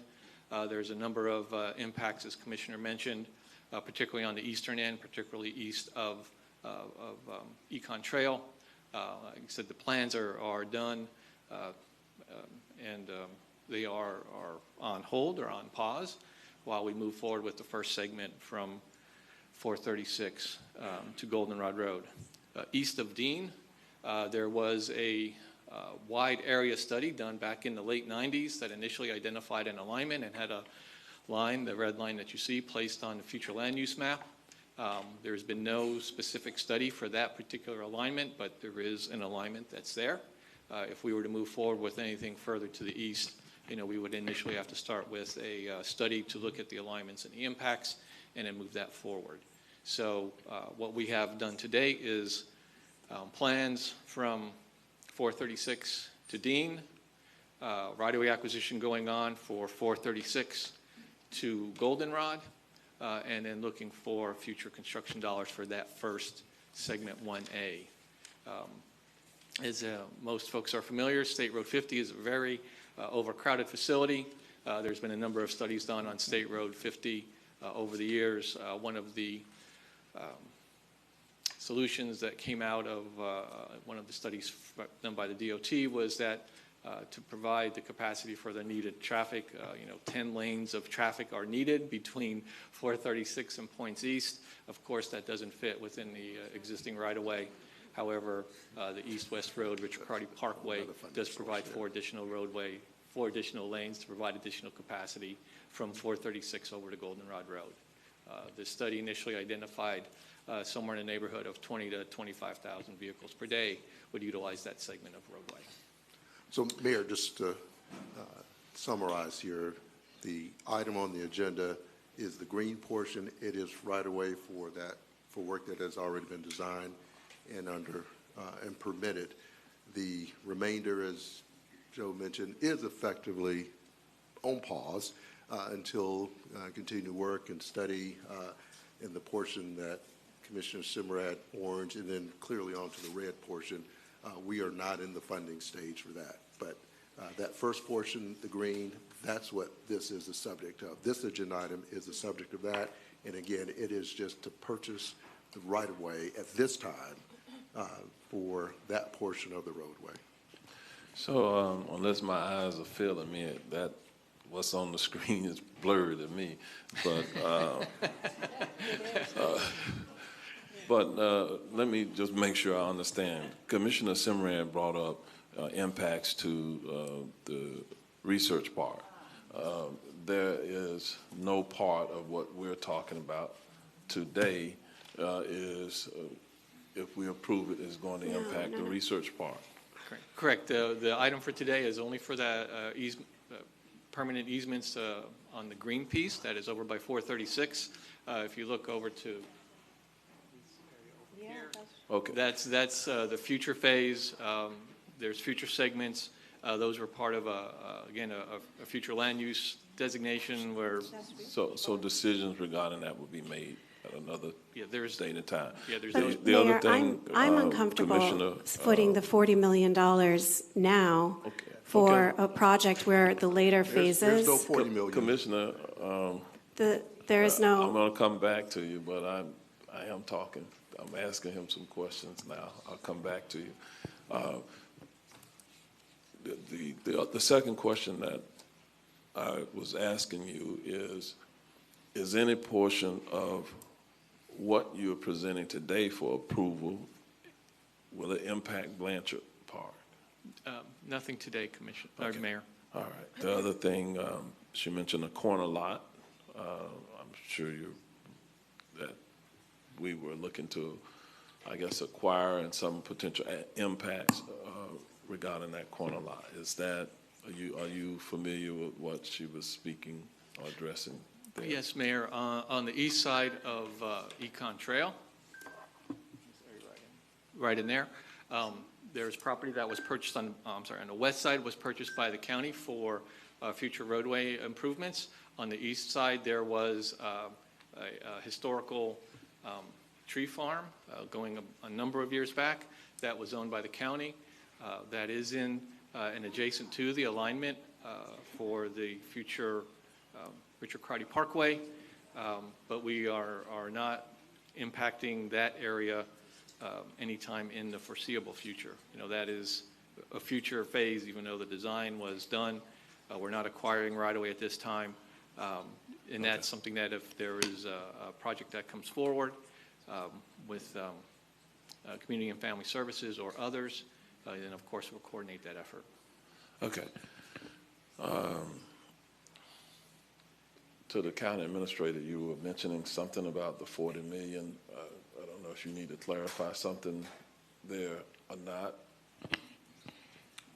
Yes, I presume that portion, I was trying to bring something up here, that portion is not or at least that acquisition of those drainage easements, certainly we do not anticipate that being $40 million. I presume the segment, and Joe can confirm, I'm not sure if the commission was referring to the estimate for the segment 1A, there's a cost estimate for segment 1A, is that the 40 million? That's correct, Byron. The cost estimate for the future construction is approximately $40 million. That funding we do not have in the capital program. You know, we do have around $10 to $14 million in the next two-year budget for completion of right-of-way acquisition. All right. I'm going to go to Commissioner Moore, and then Commissioner Simrad, then Commissioner Gomez-Cordero. Commissioner Moore? Yes, thank you. So, Mr. Congo, you said this road was anticipated or begun in what year? We look to have right-of-way acquisition completed between the next 2 years. When did the whole thing, the whole concept, I'm assuming with the name of the road, maybe it went back to Mayor Crotty. Well, the original RCA study was approved by the board in 2001.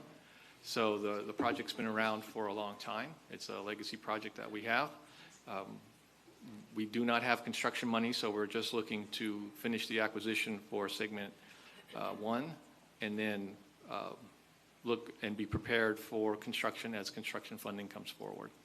And then, But of course, there's it's no easy for timeline. all of us to say, turn it down and send the money our district, but, I'm not going to do that because I think, don't you have studies that indicate that this east-west route is, in this very urban area, is one of the highest needs we have in the county? It is a very high need, Commissioner. There's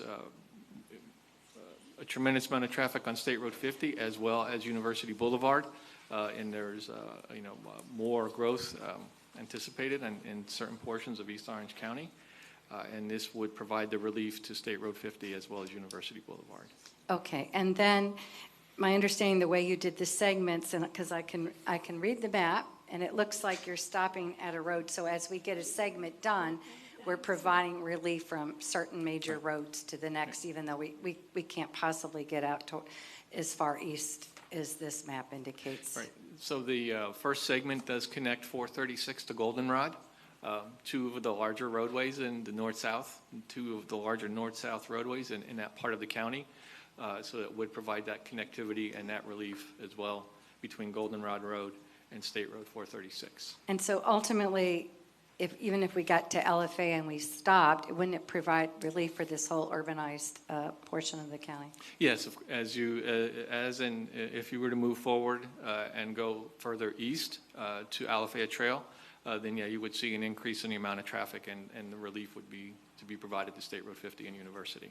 But you haven't done anything east of Alafaya? We've not done, other than, again, a study that was done in the late 90s that was a large East Orange County analysis, identified the need for a roadway to provide relief to State Road 50, and that larger study created a boundary from 436 out to Lake Pickett. Okay, but you haven't bought right-of-way, we haven't started on the PD&E, anything east of Alafaya? Well, actually, we've not done anything east of Dean.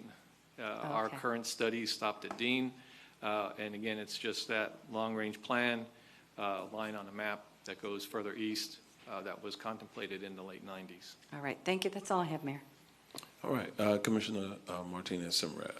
Thank you. So I just wanted to, I know that we're trying to say that today, this is only what we're voting on is just this acquisition and this early phase at the very beginning. But I don't want to be short-sighted because here, what we're voting on today is just one segment of a big project. And the problem with the big project right now is it cuts through a community park, it goes through econ wetlands, and it goes through the massive economic hub of East Orange County, Central Florida Research Park, who has submitted a letter saying that the later phase is a serious issue to them, particularly with the Department of Defense activities. So this project is not yet funded.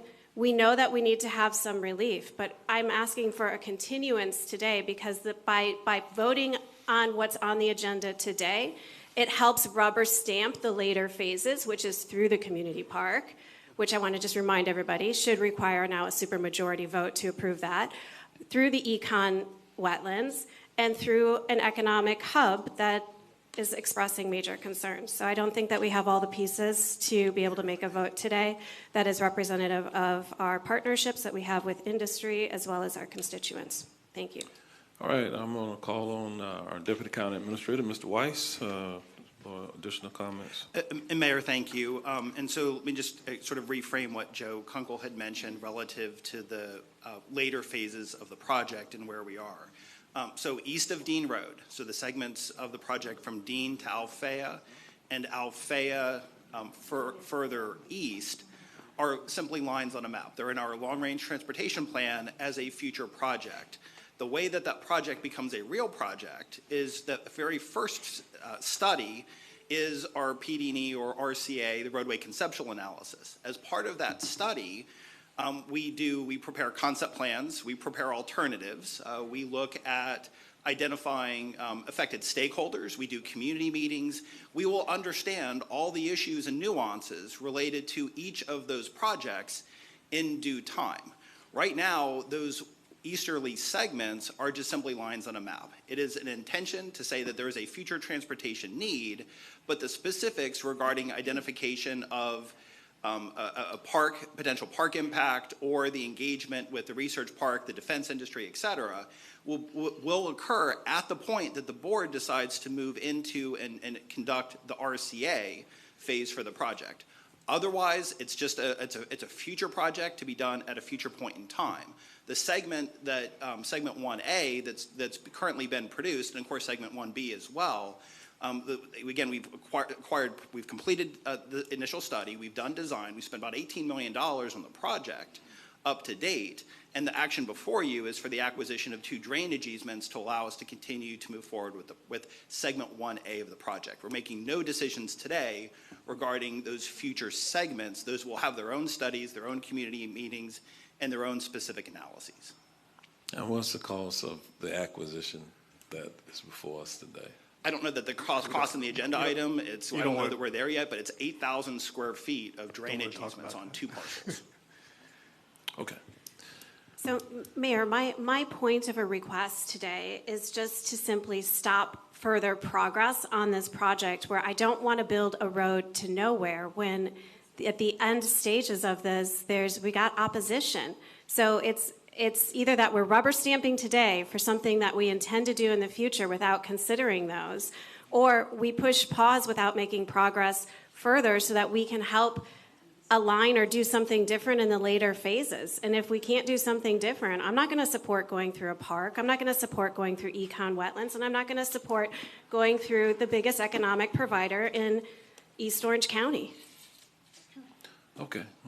I understand where you are. What I've heard is different. Commissioner Gomez-Cadero. Thank you, Mayor. I only wanted to ask if I can, because I haven't seen the study for the one that's done until Dean Road, right? But then we have to do another one from Dean Road to Lake Pickett? Correct, Commissioner. Yeah, there would have to be a brand-new RCA road conceptual analysis, go through the entire process of the study and the evaluations that John had mentioned, but none of that has been done yet. Our study and our plans stop at Dean Road.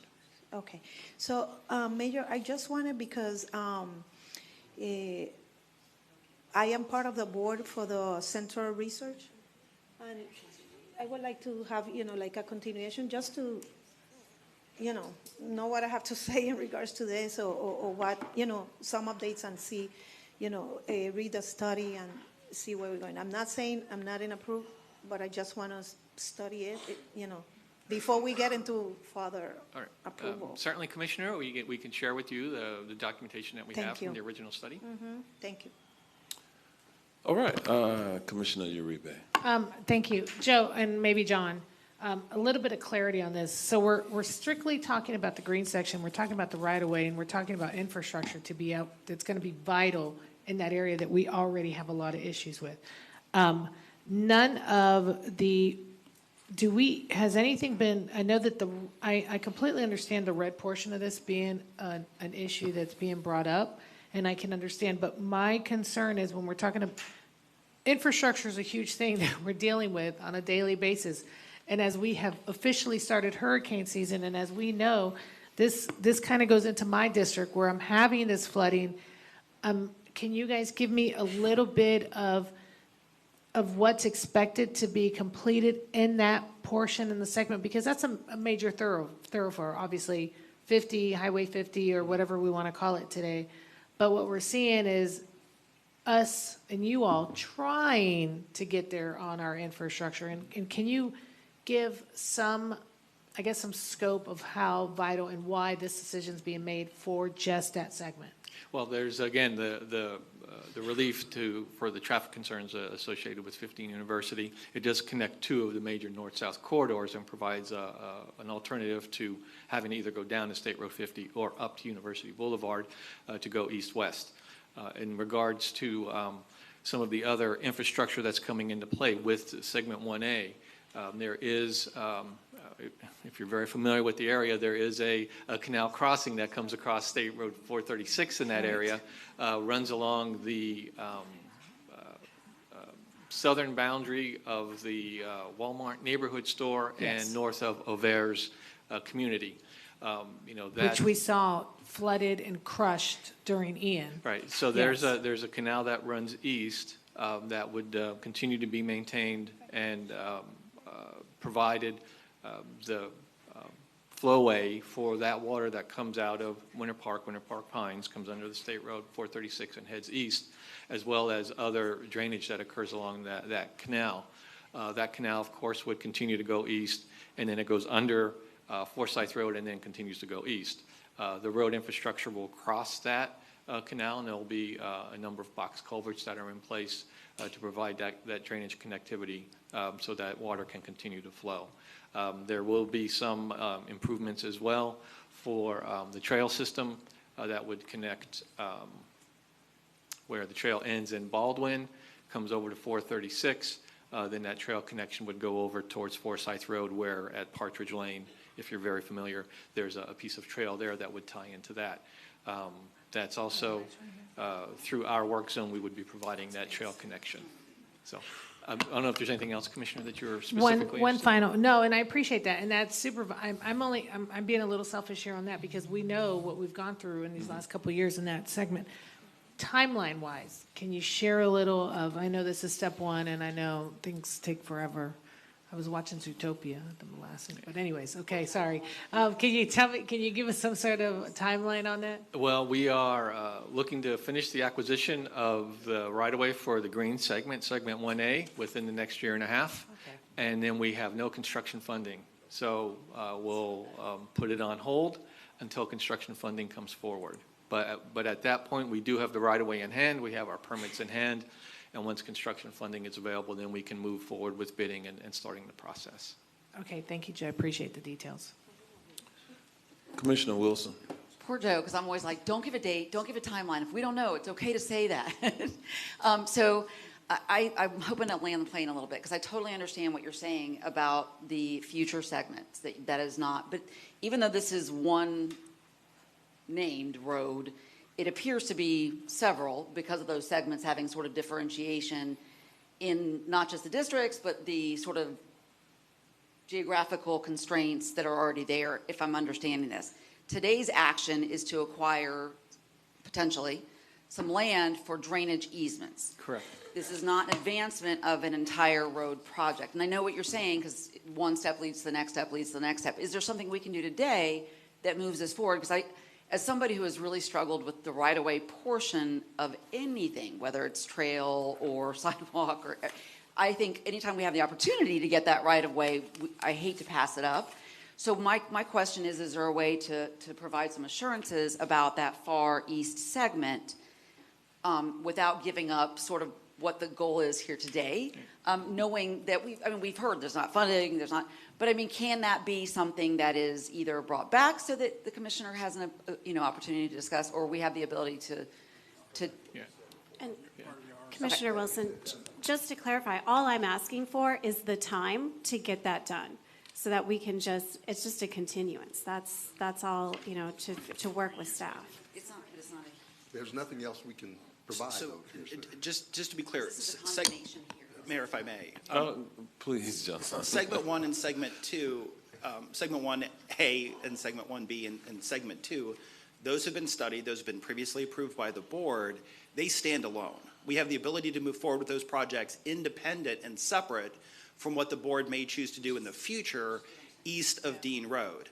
In terms of Commissioner Semrad, your concern about a future decision, there is no project east of Dean Road until this board staff goes through the appropriate study process, and this board makes a decision on a future project. So the action today in no way sets any precedent about what may happen east of Dean Road. Segment 1A, 1B, and 2, as determined by the board previously, stands alone, and the county spent almost over 20 years working on various phases of those projects, and we're looking to move forward with the action today so that we can continue right-of-way acquisition on Segment 1A. Then is it possible, John, that if that's all that we're truly looking at, then the condition is today to remove the rest of all of the segments from all of the maps that I'm observing of Richard Crotty Parkway with the dotted purple line? Commissioner, is it a long-range transportation plan project with no commitments? So what ends up happening is the rubber stamping along the way that makes it very difficult for the community to come here and to stop a road through a community park. It makes it very difficult for the community to come here and stop a road through wetlands. It makes it very difficult for a community to come here and say, I work in Central Florida Research Park and you're going to impact my business and my ability to stay in this community. So if that's only what we're looking at, then delete in all of those maps what we see with the flow of Richard Crotty Parkway. Otherwise, it's a disingenuous option that you're presenting, that we're only voting on the green and the yellow today. So this map's not even part of the exhibit. This map is simply a reference document that staff uses to reflect the project differentiation in your adopted long-range transportation plan. John, is there a map that has a purple dashed line that shows the path of Richard Crotty Parkway going through Blanchard Park, the Econ Wetlands, and Central Florida Research Park? Does that map exist? It is a broad line on a map as part of the board's adopted long-range transportation plan. So my request is to delete all of those other segments and to end it here so that we're making a genuine offer. Mayor, I'd say that the matter before you today on this agenda is about acquiring it's a real estate item acquiring the drainage easement. That's a different conversation. That's a transportation conversation. If there's a desire of the board at some point in time when we're having transportation conversations, have that certainly can be. But I just want to bring it back to what this agenda item is today. It makes it more and more understand difficult. what the agenda item is today. We're trying to bring some clarity to others on the board.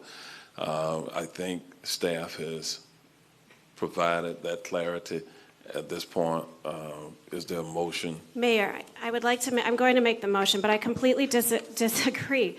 The framing of this is for one portion of a roadway that is a building block to massive problems in the future for the community. That's not what That's not what this is. It actually is for the And authorization to initiate condemnation. Then I would like to I see think they the have later phases clearly deleted. articulated what we're dealing with today.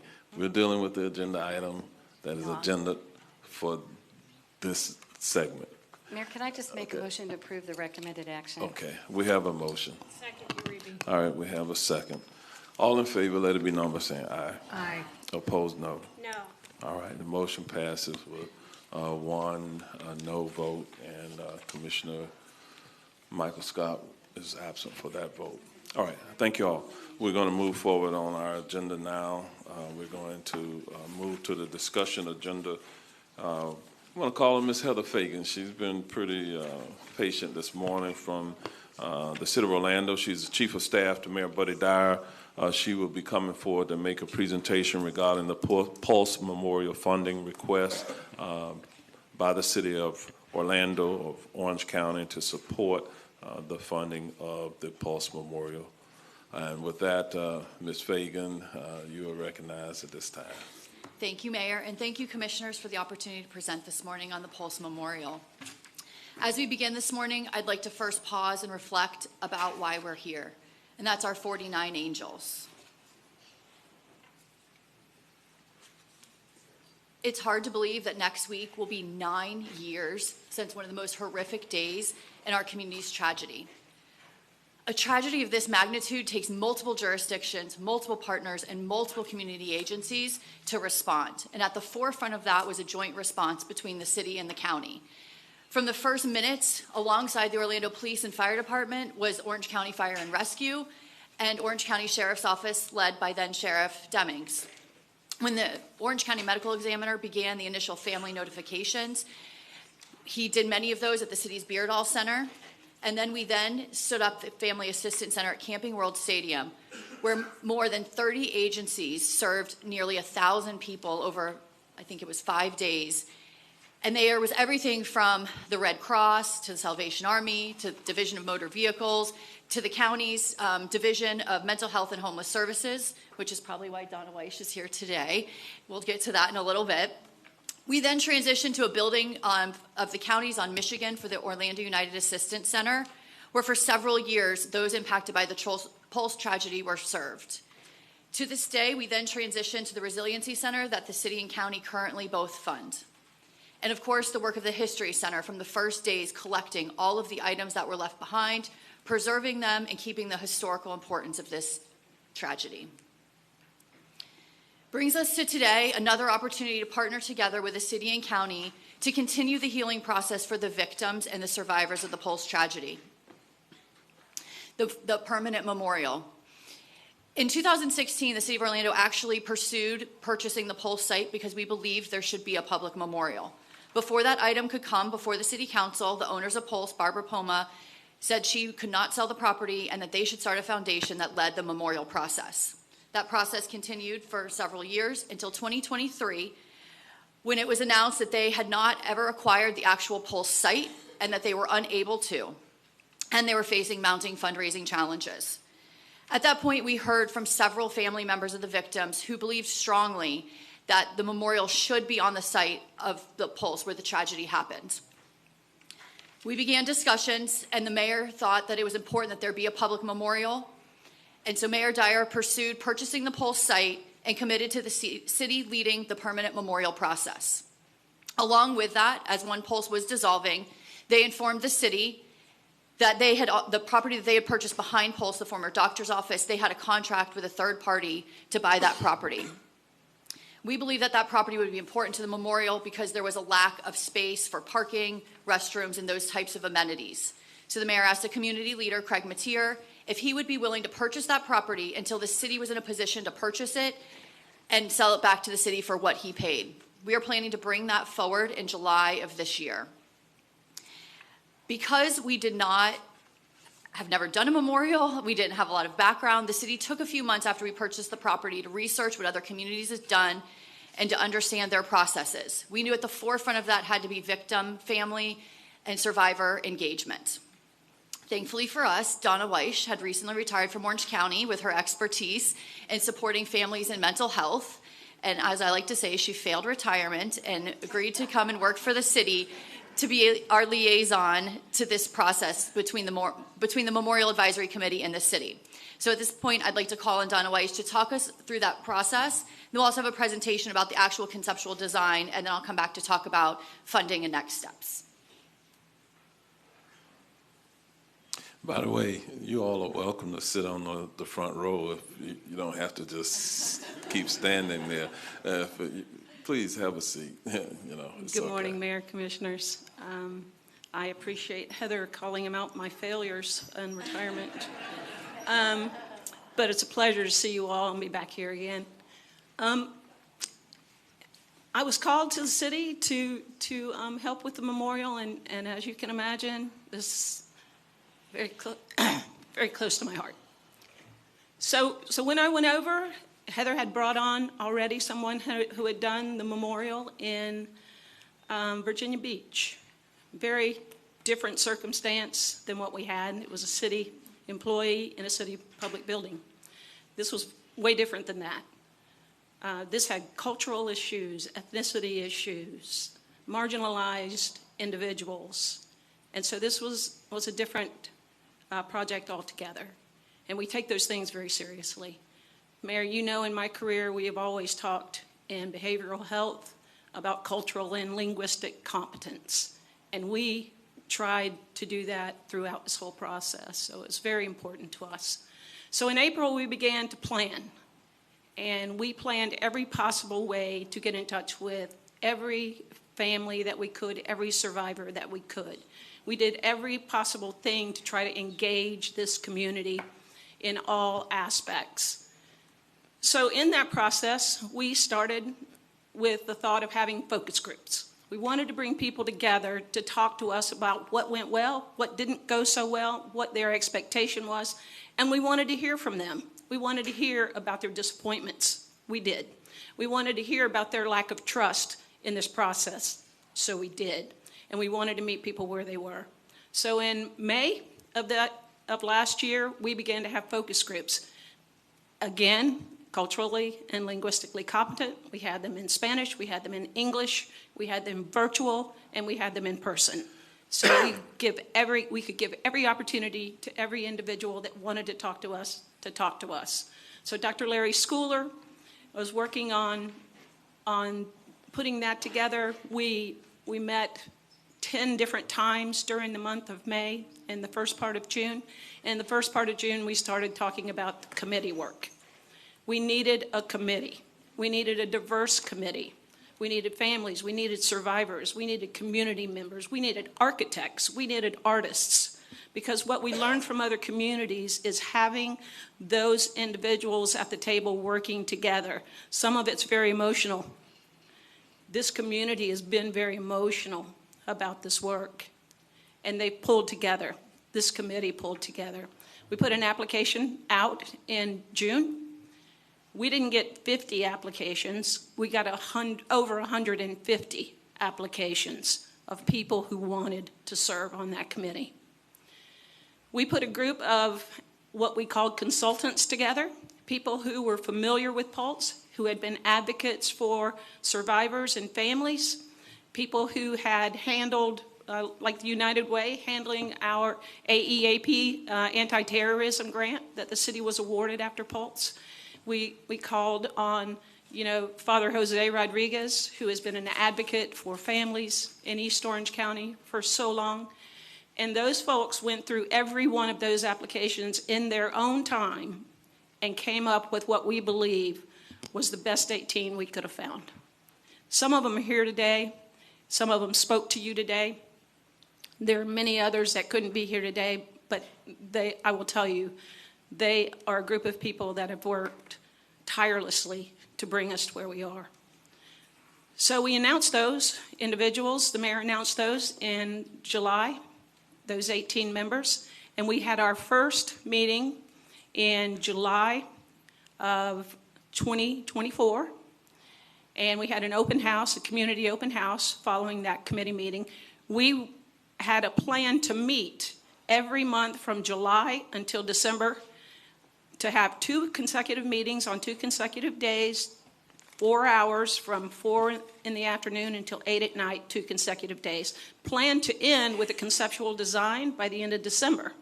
Well, Mother Nature had other ideas. Had hurricanes that took away some of our meeting times, so we went into January and February. So our last meeting was in February, where we came up with a conceptual design. And you'll get to see that today. On with the timeline. Now, we're in the throes of working towards the RFP. We, in February, took this to the City Council and Mayor, and full-hearted support to move on with the request for proposal, which went out in March 25. It's going to be a design build. That's the most efficient and effective, and that we can get that done probably a lot quicker. And we plan in just a little over a month from now to bring forward the rankings from the procurement committee and get the contract to the City Council in July. In June, we hope in 2026 to start construction. A lot of work going on in the meantime, keeping the committee updated. Mayor, you mentioned this is the 9th year next week, and we are bringing families in, and with the FBI's help, to have one last meeting with the FBI, should they have any questions or concern. And many have said, I need to go into the building. I need to be able to do that. That's happened around the country where there have been these sorts of incidents. And that's going to be a tough time for a lot of people, but we're scheduling them now, and from the 11th until the 14th, many survivors with support and families with support will be able to actually visit the building while it is still there. And we hope by the end of 2027, in that last quarter of 2027, we will have a ribbon cutting, we will have a memorial, something that we've waited on for 9 years. The goals of the process were quite frankly to gather as much feedback and as much input as we could from those families and those survivors, ensuring that our engagement was culturally and linguistically competent. We did all of our meetings and continue to do all of our meetings and send out all of our information in English and in Spanish.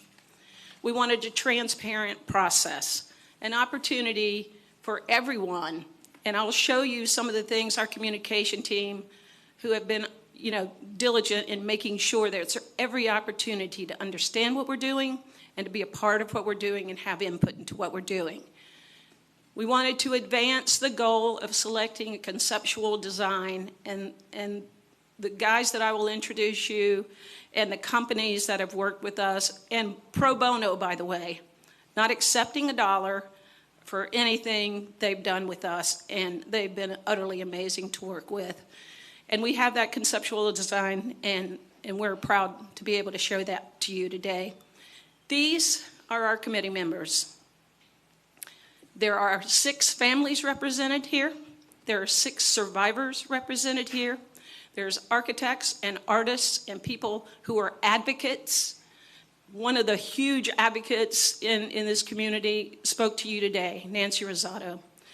I will tell you, she has been the voice when others didn't have one. And so I can't tell you how much these folks have meant.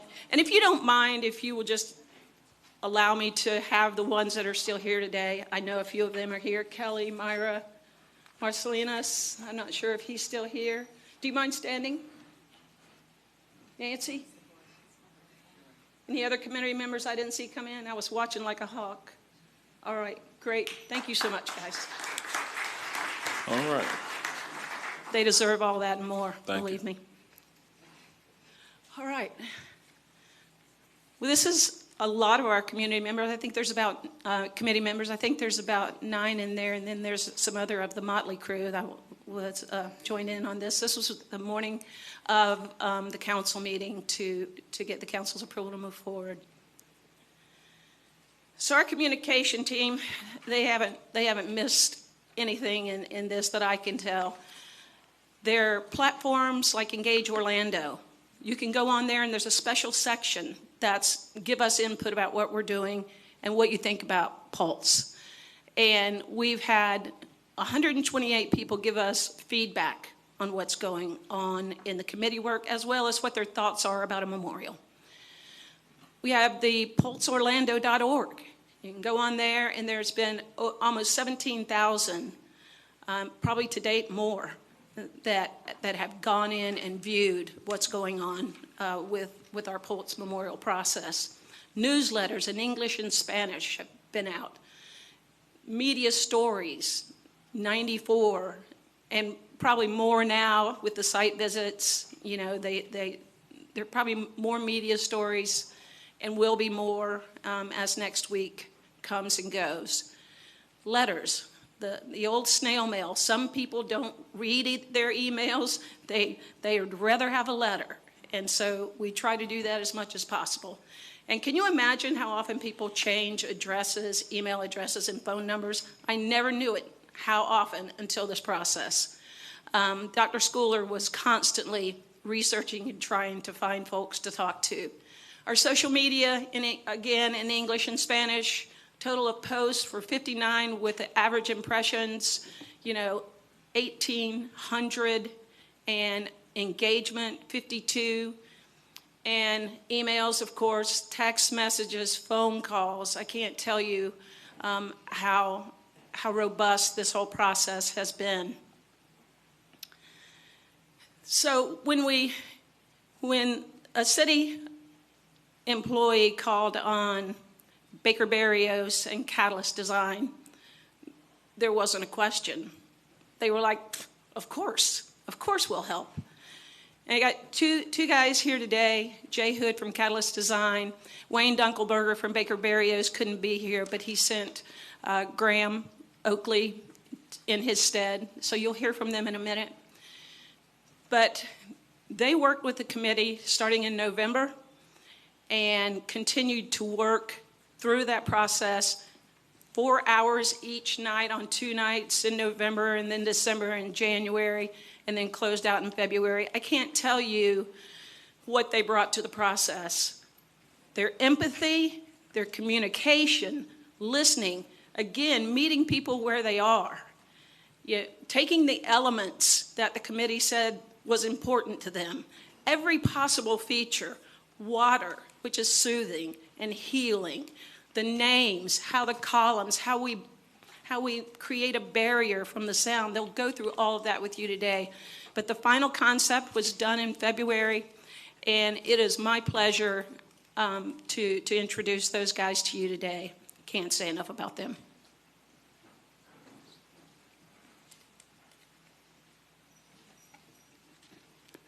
Good morning. I'm Jay Hood with Catalyst Design Group. And Graham. My name is Graham Oakley with Baker Barrios Architects. My first challenge is going to be getting the clicker right. All right, got that piece. Really what I'm going to present today is essentially the design control document. So this is part of the RFP that went out to the architects and contractors to build this. So I'm going to go through this because it's a good overview of what the components are. In terms of the design control document itself, it was basically the framework. So the folks who get this, it gives them essentially the scope of work and the vision. So we expect that at the end of the day, the design is going to be largely the same as what we're showing. But we do realize that there's budgets and those kinds of things that need to occur as well. Our process is really a design process that we call the 5 Ds, but it really starts with understanding the desire, and the committee had done a lot of work on that. We then go through discovery. That's getting to know and understand what the issues are for all the stakeholders. Then we go into the design process. So we don't start design until we really understand those desires and we get a good understanding of the site. Lots of discussion all throughout the process. Again, Donna mentioned the meetings. It was really, it started out as a bunch of strangers, but by the time we were done, I felt like we were a family. So, and then finally the documentation. So for our part of it, this kind of slideshow is essentially the culmination of the documentation so we can get this built. From a desire perspective, and I typically don't like to read slides, but I'll go ahead and read this one. Because this is the committee, this is what they said, this is our mission. So with the memorial, it's a sanctuary. It's about tranquility, healing, reflection, contemplation. This memorial is to remember the 49 whose lives were taken in a culturally and linguistically sensitive way, recognizing their identities and multiple backgrounds and sexual orientation. Educate on the impact of Pulse on the community and the world. Love, hope, acceptance, resilience, moving forward through adversity. Voice for those affected, both the survivors, first responders, and really the entire community. And then honor and celebrate the lives that were brutally taken on June 12th, 2016. So we use that as a desire. So we test design ideas against those. And then the discovery, this is really, goes into several areas. First of all, it's the site. What does the site tell us? And then the design elements. The committee did a lot of work before Graham and I and Wayne got involved, trying to understand what those elements were going to be. What were the important pieces of it? And then we spent a lot of time measuring the preferences of those committee members. We're essentially, we were interpreters on this. So they were talking, we were trying to gather and say, is this right? Is this what you're thinking? So again, it was a great group. The committee had a lot of artists and such on it, so lots of strong opinions. But it was all very civil. I mean, I was surprised how civil the disagreements were, because there were disagreements as we went through. So in terms of site analysis, I think everybody knows where the site is, but bottom right is the actual Pulse Museum. To the left of this, that's essentially, that extra parcel that was picked up with the small medical office building. But we looked at views, we looked at noise. We did some technology as well. If you look at number 2, top right, what it shows, you've got Orange Avenue as the big block of red, and then Cayley across the top. That means there's a lot of noise on the site.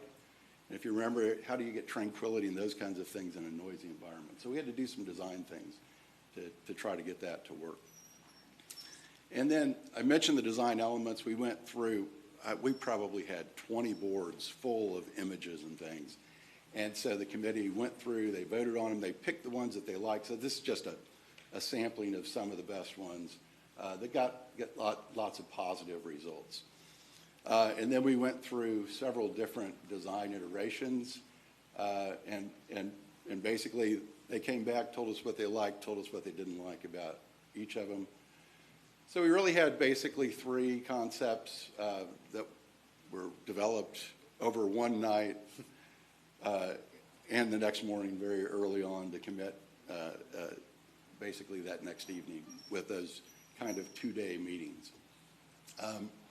The one they kind of landed on was this one, which is, I'll show you a refinement, but again, for the benefit of folks, again, it was, the committee gave us such great input, and so we wanted to show them with these kind of crude, like diagram pictures showing this is the picture you picked, and this is where we've kind of included that element. And so this was the final concept. And essentially, the top right, the big white area, that's not part of our site, but you can see along the south or the bottom portion of it, that's the Pulse building itself. I can't point with this, can I? That's it. Nope. okay, that's fine. But basically, below the, does that go on the screen? Can they see it, or they? Oh, there it is right here. So if you have to look backwards behind you, my apologies. But this area right here, that is the footprint of the building that's there today. And so that kind of became the centerpiece of it. This ellipse that goes around this, that's essentially a canopy area with 49 columns that support that. And so that kind of represents the angels embracing and kind of protecting that memorial site, if you will. And then there's kind of decompression zones on the outside of that basically allow you, as you're approaching that, so you don't just get thrust into the memorial itself. It gives it sequence and transition. And then the medical office building that's up here, the thought was that we can repurpose that into a visitor pavilion, and we'll have a small amount of parking up here that's really going to be primarily handicap parking.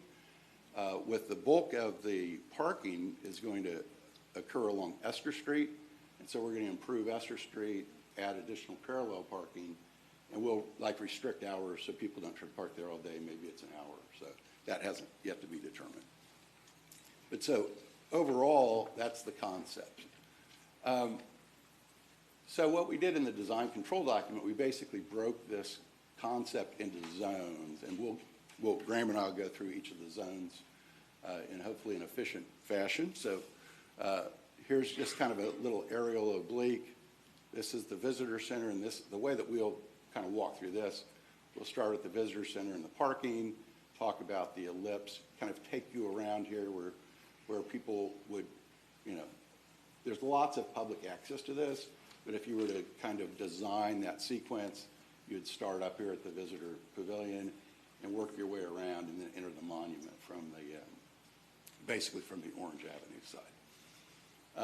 So we'll go through each of these, and the presentation ends with the area in the memorial. So I'm going to start out with that little parking area. Essentially, as I mentioned before, we want to have handicap parking in that area. So we'll have the ADA spaces. There's a small stormwater pond for the medical office building, and the idea is that will become kind of a rain garden plaza, so that you'll be able to kind of identify this off of Cayley Avenue. And there's a kind of an image of that area, but I'm going to let Graham talk about the architecture. Yeah, so speaking to the architecture in the pavilion, right, utilizing any kind of existing conditions on a site are always really financially, they help financially, but this starts as that real entry sequence, right? So if you bring your car, if you're coming down Cayley, that visitor pavilion is one home for a lot of the items that have been collected in the History Center and from the Pork Memorial themselves. This starts as like that entry sequence and that place of meeting, and it'll be, this entire project is really all about transparency. It's extremely open on all sides of this site, and the architecture begins to speak to that as well. It speaks to the vibrancy that Pulse had. It speaks to the transparency within the community, and it just starts as this opening threshold as you enter the park and kind of meander through this the sweeping crescent overhang. There's a couple other views of that as well. Not necessarily programmed at this moment, but again, this idea of vibrancy and transparency as this starting point as you kind of walk through the site. The overhang, and we'll talk about the columns here, but the overhang is just this, we live in Florida. We need any kind of protection from the rain, mainly the sun, but it acts as this guiding element, as this sweeping curve, this gentle curve, in remembrance of the 49 Angels Lost, and it gives you that path and direction as you start to navigate through the site. And as we move to the Survivors Commons, right, so you continue to walk along that sweep. Yeah, and so outside of the memorial itself is the Survivors Common, and this is very important. And again, really informed by the committee and how they use spaces. So they use the memorial site right now for celebrations. They go out for birthdays. They'll just sit and contemplate. And so it became important to have kind of a park area inside that angel ellipse. So in terms of this area, it's a place for seating, but it's also a tribute. So again, the memorial's past this, but this is a tribute wall to the survivors themselves in the Survivors Commons. We had a lot of discussion about, do we try to name the survivors, but it's really hard to figure out who that is. And really, there are so many survivors because the people that were taken affected so many lives. So we'll have a tribute wall in that Survivors Commons.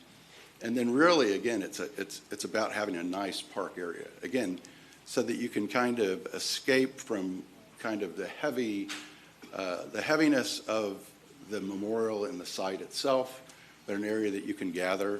We're reusing some of the elements that were put out there with the temporary monument itself as well. Back to Graham. Right, so as we're kind of continuing to walk along this covered pathway, there's moments of isolation in each, so moments of memorial, of course.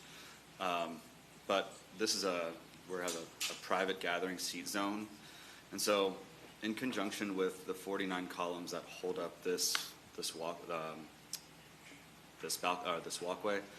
we wanted to also import here, 49 different capsules that leave, personal mementos that, this is a place of grief, this is a place of remembrance, and a place of really letting go.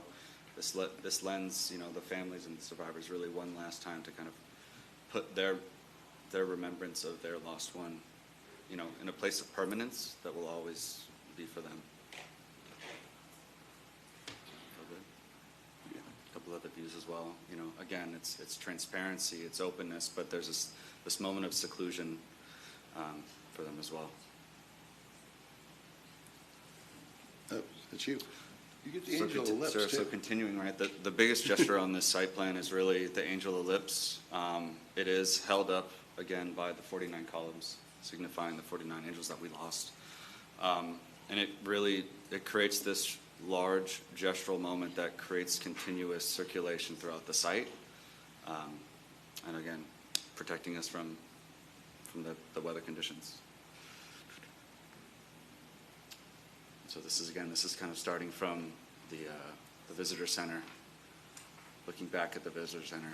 It creates a sense of, if you're looking from orange, and we'll see a couple of views shortly, but all of these columns are oriented in a north-south orientation. So from one view, if you're looking south on orange, it does create this kind of this opaque wall, but depending on how you start to navigate throughout this site, you start to see that it is all about transparency and openness. These are some glass facade panels that sit on the Orange Avenue side, mitigating a little bit of that noise, but also continuing that vibrancy all the way through the site. A couple night shots, illuminated, well. And then talked a little bit about that decompression zone outside. So as you enter from Esther Street, we really have a garden zone, and this is a spot where you can, again, kind of in preparation for entering the memorial, you can hang out there. There will be seating, landscape. This is also a spot where we can put other tributes. I think this space will evolve over time, probably with some of the art elements and such that could easily end up in this zone. I mentioned Esther, streetscape as well. So this is kind of the overall look from Esther Street, which that's the street to the south. And as Graham was talking about having kind of this louvered effect of the column, which was kind of a novel idea, but what it does is like the noisy side on Orange Avenue, you get more of that wall. And on this side, it's very open to the community. And so as you're approaching this from Orange Avenue coming up, from the south, you'll get a great view of the plaza that you see to the right, and you'll get views into the memorial area itself. But on Esther Street, and with this area, right now, the sidewalk is undersized, there's curb cuts and those kinds of things, so we want to regularize that and make that space good for that parallel parking. The Orange Avenue site frontage, again, thousands and thousands of trips a day coming by this, so we wanted to really kind of feature this area. Again, you can see how the columns work and those glass panels to help mitigate the noise, but it also provides some great kind of light element both at daytime with the sun shining through that area, but then also at nighttime you can light those panels. We also have almost a crystal pulse sign. There's a lot of discussion with the committee on the pulse sign. And so kind of I don't really think it's a compromise, but that sign is literally falling apart. So we think that maybe that sign that's there today, we can take that, put that in that visitor pavilion, but then create something new that kind of represents what that pulse sign used to be. I think you all remember those news stories. They always show that pulse sign. So we think that as an element, or the committee felt that as an element, that was important. The other thing that came out very strongly was that we really need to celebrate the cultural diversity that we had. So we've got this court of flags out in the corner, and so that represents all the countries. So I believe we have nine different countries that lost people here, so they're the countries of origin. And again, kind of a night shot, again, this has kind of set the tone for the designers. There's going to be a lot more design still to occur. And then that kind of culminates in the memorial zone itself. So there's several elements. We've got a water wall that comes in that is basically where we anticipate the names being, the angel names themselves. There's a reflection pool that essentially, that reflection pool is generally in the location of the dance floor. That's where a lot of the people lost their lives. But it's also what they were there for. They were there to dance and have a good time. Then we've got an obelisk, which really represents kind of the breach. As y'all remember, basically the first responders had to end up breaching that wall to rescue folks through that wall. And again, that's kind of at the edge between the memorial and that survivor common. So we think that portal, that threshold is important. And then finally, the pulse building footprint. So this is kind of an aerial looking, if you're in a drone hovering over Orange Avenue, looking into the site. The reflection pool, kind of the central feature. That obelisk is on the backside with the date emblazoned on that. And again, that representative hole, which represents that breach wall. And then still green space and shade trees so it can be comfortable to folks. One of the sayings that kept coming up was, for all those who just wanted to dance. I think that was, obviously a very strong statement about what people came for. So you see this wall to the right, that's the water wall. And again, getting clever here with trying to screen off that auto use that's behind that wall. So this is 10 or 12 foot tall, so you won't be able to see what's beside it, but also some of that water will provide some noise, again, to help mitigate. But on that wall, you can see, so that's going to represent each of the names. And so the idea is that the names will be their country of origin, but these shelves will also could be dancing shoes, something personal for each angel that was lost. And those, again, would have water running behind them, and then a place to leave flower tokens and those kinds of things. So this is a view, again, from across that reflection pool to the water wall and the obelisk. And here's another view during the daytime. And now this is looking, back the other direction if you're, looking towards Orange Avenue, hovering up in the air. It is 24/7. We basically said we've got to have that open. So again, the restroom will be open 24/7 as well. The visitor pavilion would be locked, but you'd have access to restrooms all the time, because you never know when people want to come out here.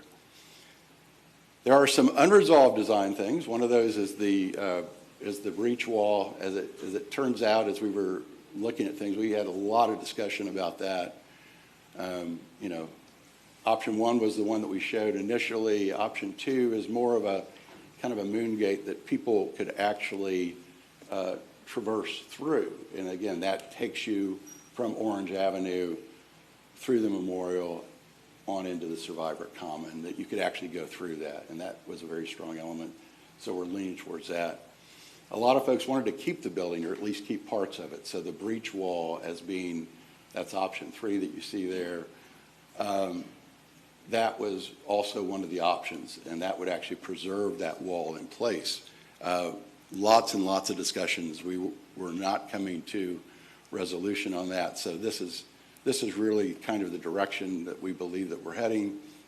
That this was the breach wall, and a lot of the experts on trauma and such were saying that this was just too traumatic for folks. And that's kind of what it says there. The angel names, we again, I think we all liked the water wall, but there were also a lot of folks who wanted to study using those columns as an actual where the names would be. So we could still have the water wall with the saying for those who just wanted to dance. But the thought is, if we perhaps put the names on each column, each of the 49 columns, that would give people an individual place that they could be alone with, kind of an integrated little seat area. And so these are two options that we're going to have to work that out. But again, generally the structure, the framework of the design, we had great consensus on from our group. Technology is definitely going to play a part. I mentioned before that a lot of folks really felt it was important to keep the building. Probably I'd say the most discussion on the building and the outlook of that, but one of the compromises that folks made is that we can basically do an augmented reality of the building. So part of the RFP, the selected group will actually be responsible for doing a model so that you could actually, with your own device, you could see where the Pulse building was going, where it stood. So as you're walking the site, you'll be able to see where it stood. And we've talked about, is that interior and exterior? Is it just exterior?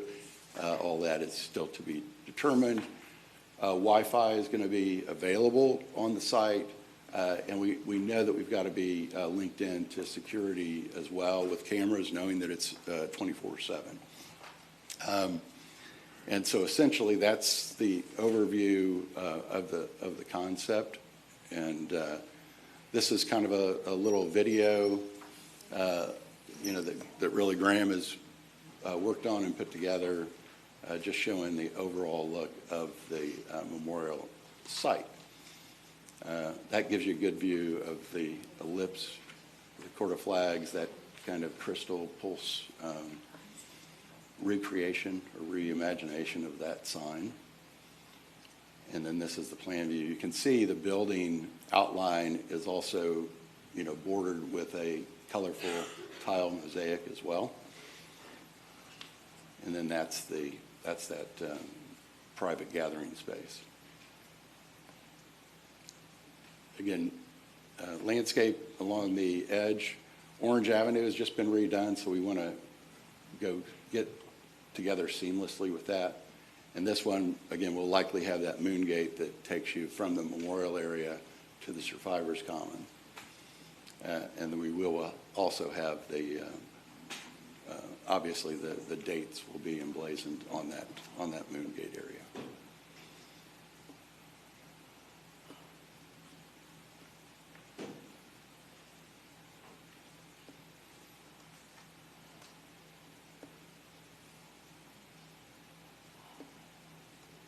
And then that's the angel ellipse. And again, the columns, if they don't have the names, could be part of the interpretation package. So they could be, simply inspirational quotes on each column, or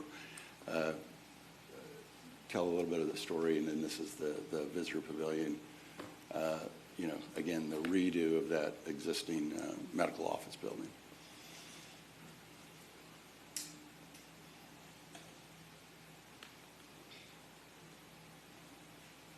probably won't have that much water going down the fountain wall, but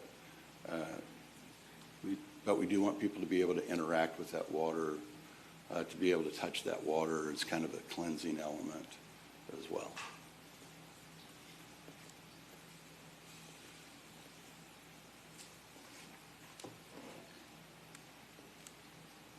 And with that, I'll turn it back to Heather. Thank you, Jay, and thank you, Graham. It's definitely a meaningful memorial design with a lot of thought and intention behind it. As Donna went through, the city did release a design build RFP in March, and last week we received those submissions. There was 5 submissions. They're currently going through the process, and will bring forward those rankings in a contract to City Council this summer. As we mentioned, next week is the 9-year remembrance events and the site visits that we are coordinating.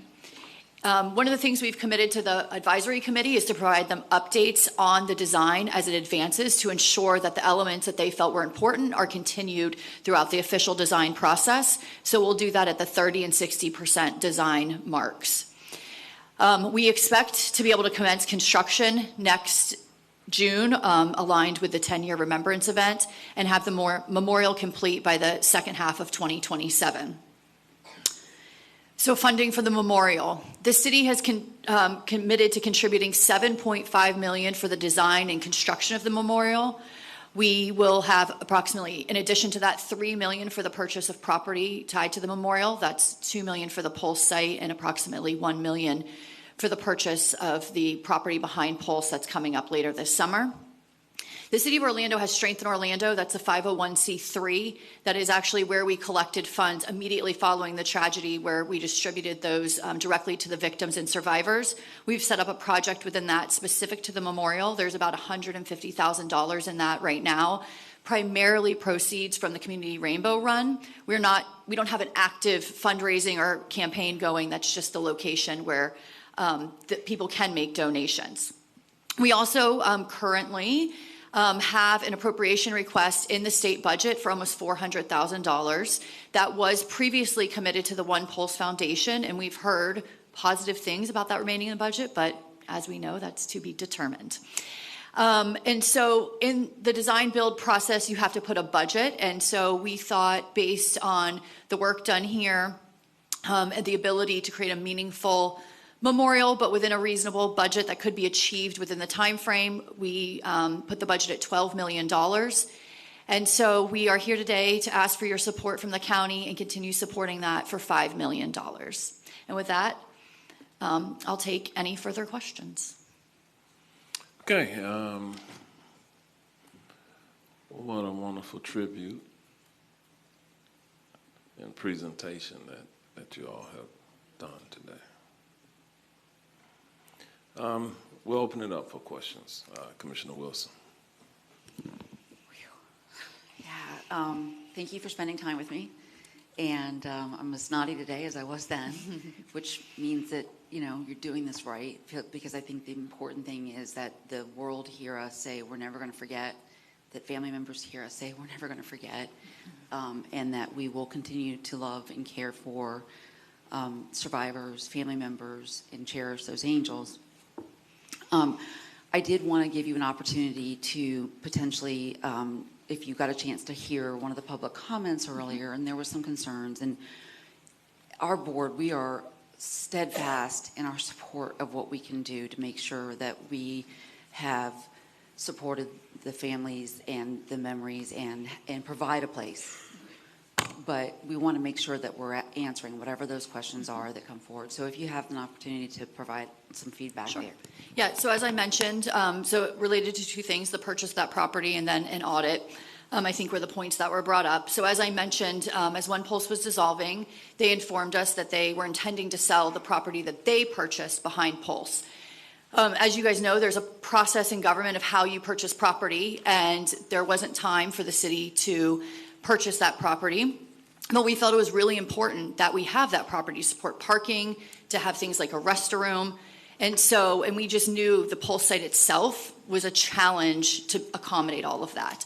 And so Mayor Dyer pursued asking business leader, community leader who we know is in a position to be able to purchase that property and ask them to do that in a timely manner so that One Pulse didn't sell that to somebody else and that we could then use that for memorial. And so he agreed, and he's bringing that forward, or will be bringing that sale forward later this year. That's been out in the public. It's been out there. Related to an audit, you know, the city does not have an authority to audit nonprofits that we have not given financial funding to. And I mean, if that's something that the county would like to partner on and pursue that, I think maybe because you guys, you know, had the experience with the TDT money, there might be greater standing from you guys from a legal standpoint. We're happy to pursue that with you. I know you've discussed that at your board before. Thank you so much. Thanks, Commissioner. Commissioner Martinez-Simrat. Thank you, Mayor. Thank you for doing the briefing with me and my team. We were all crying on the Zoom call with, you know, the beauty here is that everybody agrees the memorial needs to be built and it needs to be finished and it needs to be honored. I had a question regarding the progress of the contract between the city and Craig Mateer, which I think his company's name is RMS, that purchased that land. When is that going to come? I wouldn't want to see that an individual is profiting from such a horrific. Yeah, I understand that. Yeah, we intend to bring that July of this year, so another month or so. And is it going?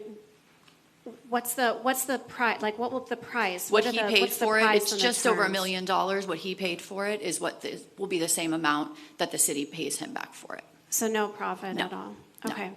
And then in terms of the long-term maintenance of the facility and things like that, what does that look like? Yeah, the city intends to take that on. One of the directives that we worked with the committee on was low maintenance materials so that they're, you know, knowing that Mayor Dyer's not going to be in office after 2027 and administrations change, we want this memorial to be preserved for many decades, well beyond us. And so the best way to do that is with low maintenance materials. And so that is a driver in the RFP. But we are also planning, starting in 2027, to build operational cost into our budget. We're discussing exactly what department that aligns with and where that who's going to have responsibility for that. Because there's things like, it's right now managed by our park system, but, you know, parks have a lot of open first right amendments, and given the sanctity of this and the sacredness of this site, we're not sure that's the right space. So we're having a lot of discussions about what that should be, but we are planning to budget for operations starting in 2027. Okay, and then in the original board, the county did not have a seat on that board. Is that correct? I don't believe, are you as the city or the county? The county. I don't believe the county did. I know the city did not. So moving forward in the spirit of like accountability and transparency, because this is not just about money, this is about lives that we lost. We got to have some form of like an internal control system that where we're having accountability for the dollars that are coming in. Where are you in the development of that process and procedure? Are you talking about for private dollars? For all dollars coming in, because it's all dollars are missing now and nobody knows where they are, and it seems as though nobody takes accountability and the people are just left with still a massive heartache. Well, because it's now in the city, it's a public process, and so all of that information is open. We have a website dedicated to the Pulse Memorial, and so on there is where you can find out all of the information. We haven't received any additional, we have the Strength in Orlando Fund and that amount that I shared with you about the community run, but we haven't received donations yet from other companies or anything like that. We are having conversations with some of our large business providers who did give money initially. If they're interested in supporting again, many have said that might be a challenge because they've already given. But just as any public process that we do, that's all open and transparent and will be out there. And, oh, sure. Mayor, may I? When we did the original raising money to help the victims and the families, we did it in a very transparent way. We raised $34 million. That money all went to those families, to the victims and survivors. We had a very transparent process. We worked with Ken Feinberg, who worked with the 9/11 Foundation. They came in. It was a very transparent process. That's what's so frustrating to me about what's been, these allegations that are made against the city, because we made sure if someone lost someone, they got a $350,000 gift. We worked with the federal government to make sure that that was tax exempt. If you were in the, and it went all the way down, if you were injured, you got a certain amount of money depending upon the severity of your injuries. And if you were in the club, you were given $20,000 to get counseling or help. And we continue to do that counseling. Everything that the city has done has been transparent and open. It's unfortunate that the One Pulse Foundation did things in a way that I disagreed with. I walked away from them because of that personally. I wanted them to be successful. I didn't want to hamstring them, and it would have been a very divisive situation for me to have taken that stand. And I think that's how a lot of us felt at the time. We hoped they would be successful, but in the end, it's not illegal to run a not-for-profit in the ground, but maybe it should be. And that's the frustration, is that we're having to deal with that baggage of the One Pulse Foundation. Like I say, I was only involved with the task force. Mayor Dar was just an advisory person, which we do with a lot of different boards, but there was no oversight from the city on One Pulse Foundation. I want to make that very clear to everyone today. Thank you, Commissioner. So what are the control systems that we're going to put in place to ensure that nothing like this, the money doesn't go missing again? Well, just like we did with that fund in Strengthen Orlando, all of that information is publicly available. Strengthen Orlando, even though it's a nonprofit, is all public, and all that information is available, so it's open to public records, and so it is all there. We've maintained a website, and so if we get funds, we'll continue to update that website, and we'll follow, just like all of our other city projects, those public dollars and where they're contributed to.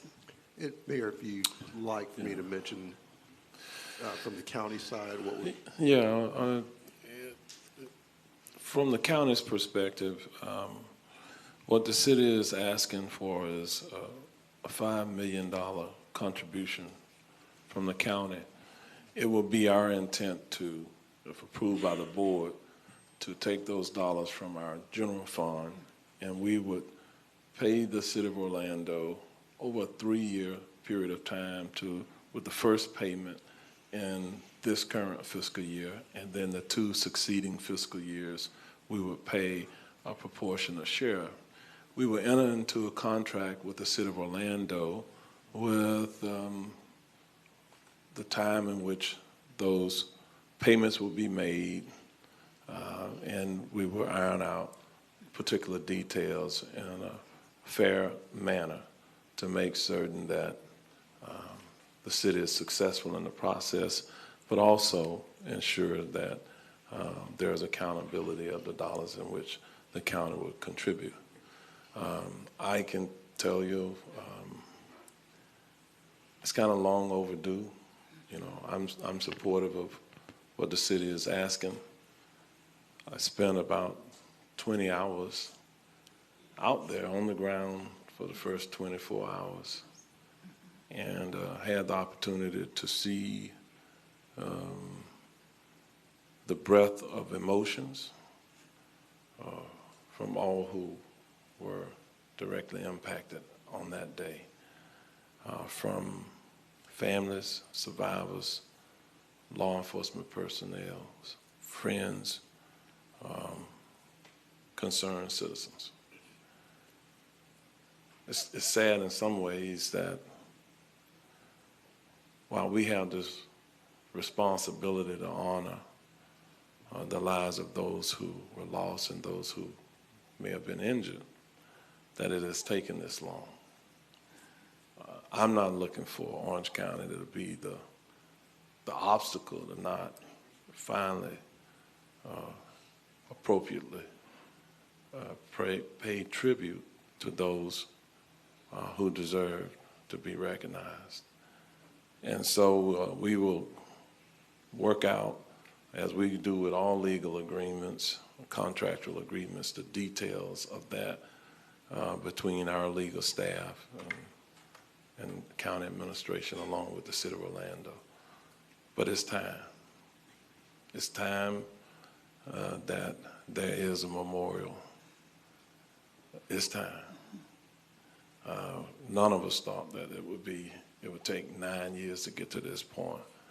And we can't go back and relitigate all of the failures along the way that happened. But what we can do is control how we move forward together.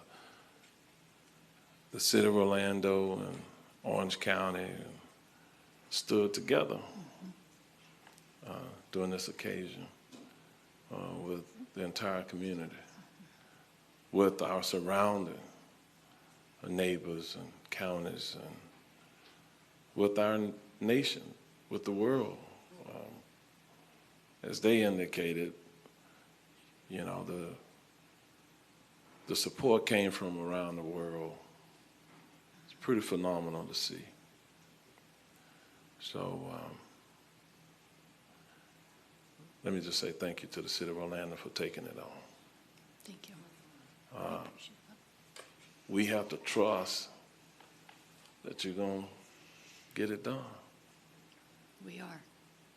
And I hope our board is unanimous in giving you the trust I think that you deserve at this time. Things are not perfect, but what is? Okay. But we all strive for perfection. So if we use what we learn from the failures of the past, just maybe we can get this right. And thank you. Thank you. Appreciate your support. All right. Commissioner Scott.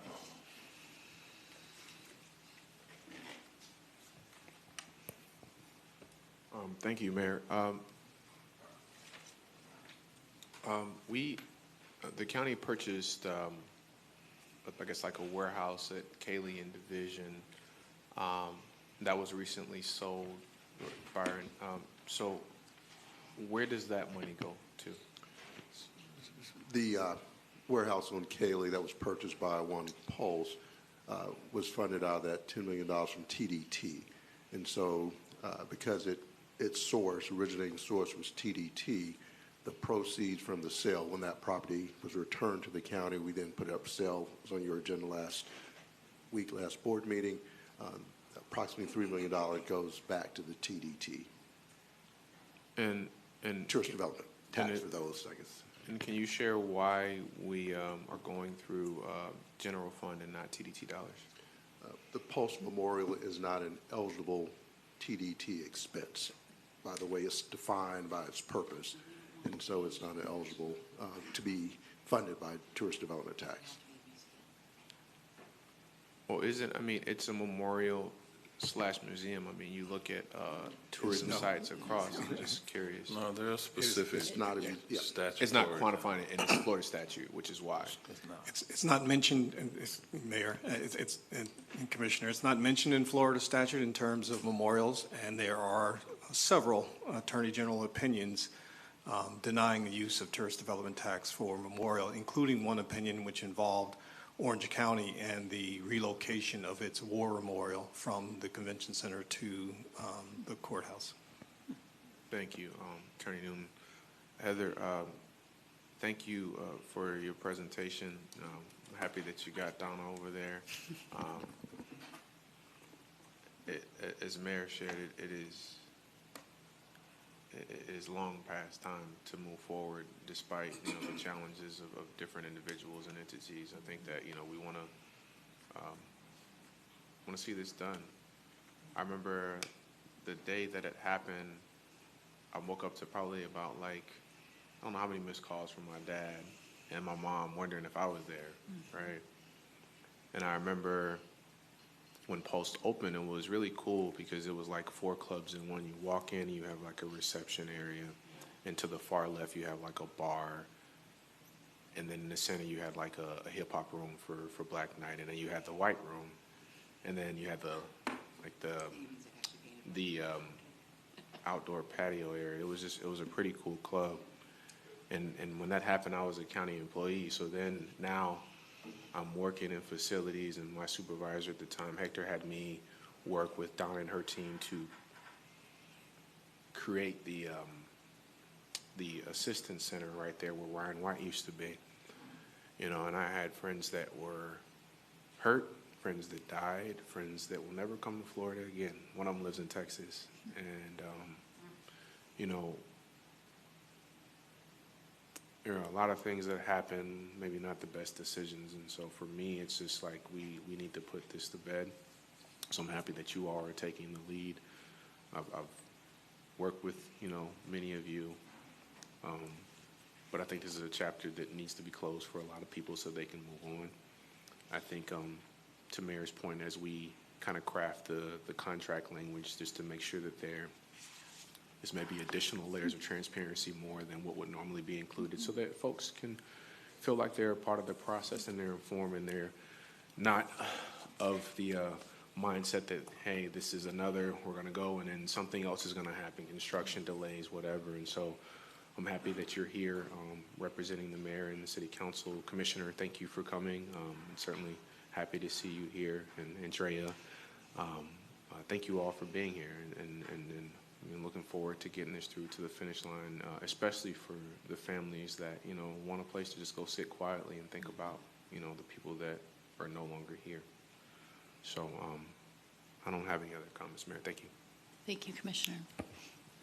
Commissioner Gomez-Cordero. Thank you, Mayor. So thank you, Heather, for the presentation and the briefing, and Donna and everyone that was present.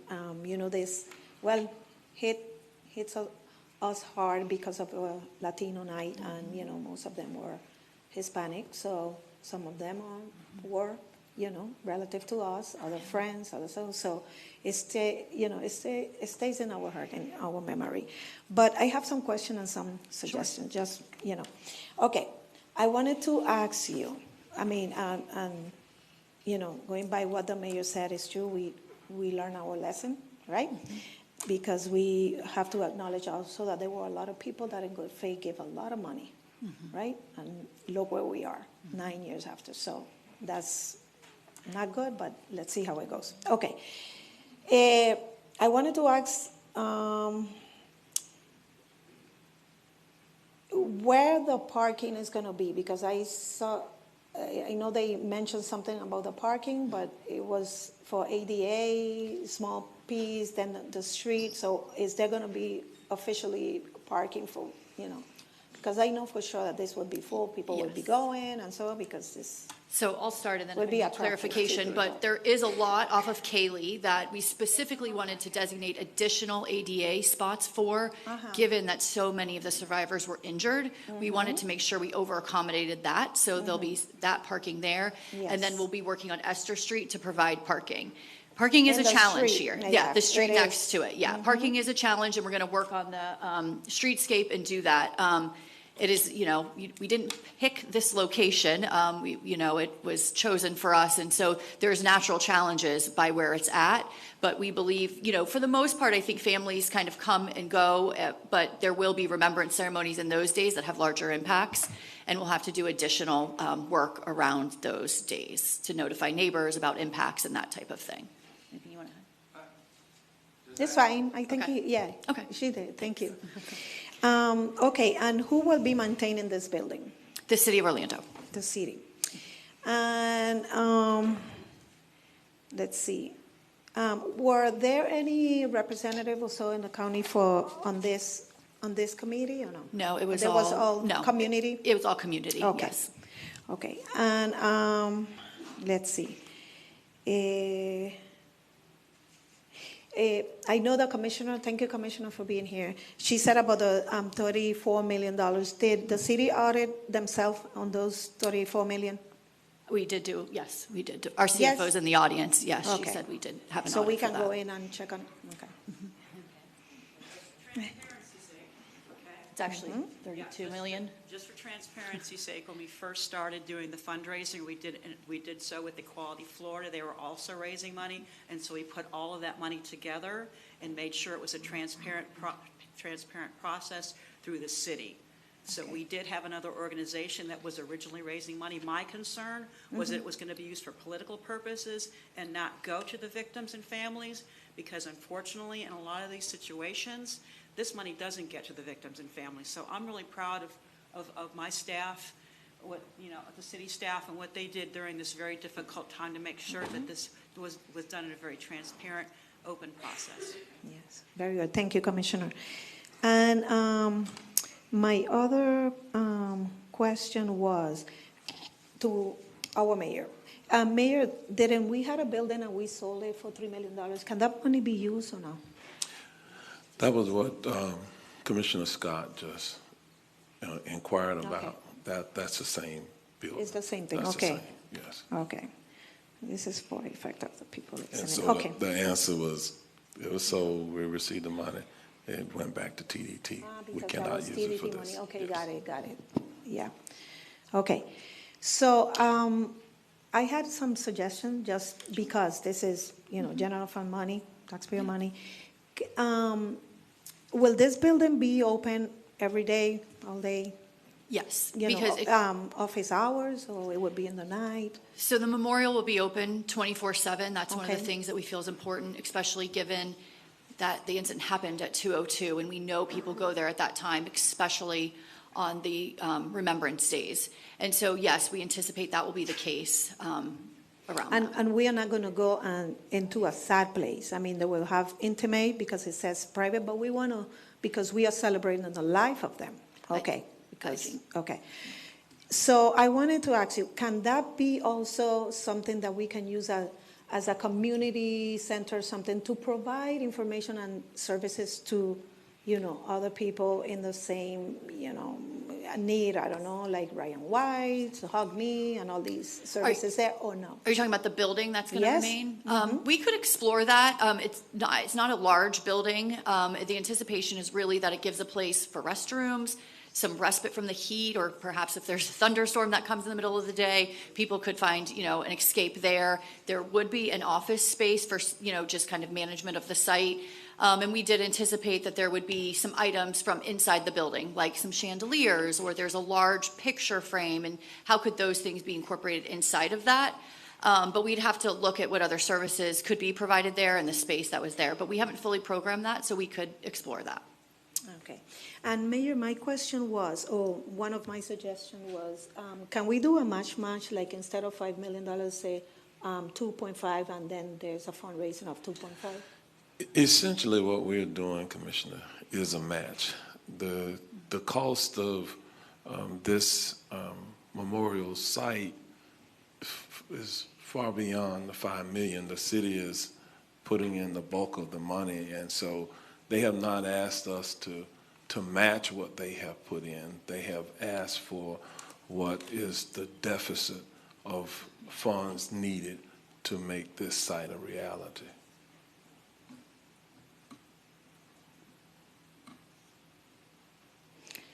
Okay, thank you. Thank you, Commissioner. All right, Commissioner Uribe.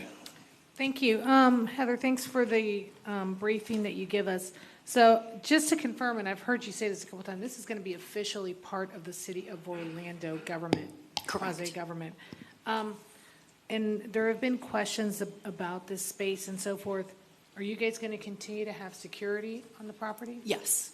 And much of this design considered security and how to keep it. There was a lot of discussion of wanting, to protect along the sound, but also having a viewpoint to make sure that it was secure and police could see and that kind of access. So that is considered on this. But yes, security is a top priority. And then you discussed bathrooms and an area, is that going to be open 24 hours? How is that going to be? We haven't finalized that. My guess is the restrooms themselves will not be open 24 hours, but the memorial space will be. But we'll be finalizing that as we work through operations. There's just some challenges with that being open 24/7 without having staff. Well, and so there's been some comments about this is really a partnership with Orange County, with the city. How viable is the opportunity for the county to have, we have lots of great, our community action, we have lots of organizations within our county that this is what we do, from homeless services to mental health. Is it possible to open this up to allow a county person to be a part of this so that they, I don't want to hold what's happened in the past in the city, okay? I think Comptroller Diamond had a fun conversation that day because we were really trying to get him to do something on behalf, but it wasn't able, we weren't able. We didn't govern it and so forth. And I think the TDT, it is where it is, even with the sale of the property. We're not going to recoup the $10 million. But would the city be open with having someone who is community-oriented to be a part of this and making sure that that's in the language of what happens, just so that, if we're a partnership, allow us to also engage and support and be a part of the conversation and what's happening and how it unrolls. Yes, I think we're absolutely open to that. Okay. I would love to have that included in our motion to have, not saying us, I'm not trying, I appreciate what Commissioner Sheen said. This isn't about political for us because we won't probably even be here when all of this is said and done. But to make sure that somebody from the county who is, we have Lisa, we have so many people. I mean, Donna is on your team of helping you. Donna knows great people in Orange County who would be beneficial and bring something to the table also to make sure that that's done. And I would love for that to be included in our motion. And then I think, and again, I don't think anybody ever questions government on how they handle their funds, but it would be nice to see a phased approach as the mayor's just, I didn't know that this was a 3-year commitment. I just thought that there was an ask right today, so that wasn't even told to me. But now hearing our mayor say it's a 3-year phasing, to have the language kind of set barriers of what's happening along those 3 years, because you guys have gotten the design. It looks beautiful. I think no one on this board is saying that this isn't due, and it's long overdue. And I know that there was an attempt to have someone else do it, and unfortunately that never happened. So you guys came in, included the families, included key people in this community to the table, and really this beautiful artwork, which the firm did, is gorgeous. I mean, it really is. I mean, just everything that's done. I think that everybody wants to just make sure that this is completed, and it is completed in that phasing. So it would be nice to see that contract to reflect that. I don't think it's a misuse of money. It's wanting to see that progress to be finalized in that time that it'll be. And so I was just hoping that we could get that included in the language and included in the motion, because again, I'm not saying political, but I think that there could be someone in the county who could bring something to the table, who obviously has a background in mental health, has a background in all of that, could be a part of this to ensure it is a true partnership. Mm-hmm. So with that, I'd be honored to make the motion that we approve this funding, but that we include the ability to have a county rep, and I think it's defined more someone community-based or community action-based or so forth, or mental health-based, and that in the language of the contract that there's a phasing of standards that we're getting so that we will be honored to celebrate those thresholds that are met. I filed a motion. I didn't call for the question yet, just in terms of the point of order. But also, let me just say this in terms of, in terms of the motion, assigning staff, I don't think the city understands at this time what the programming is really going to be.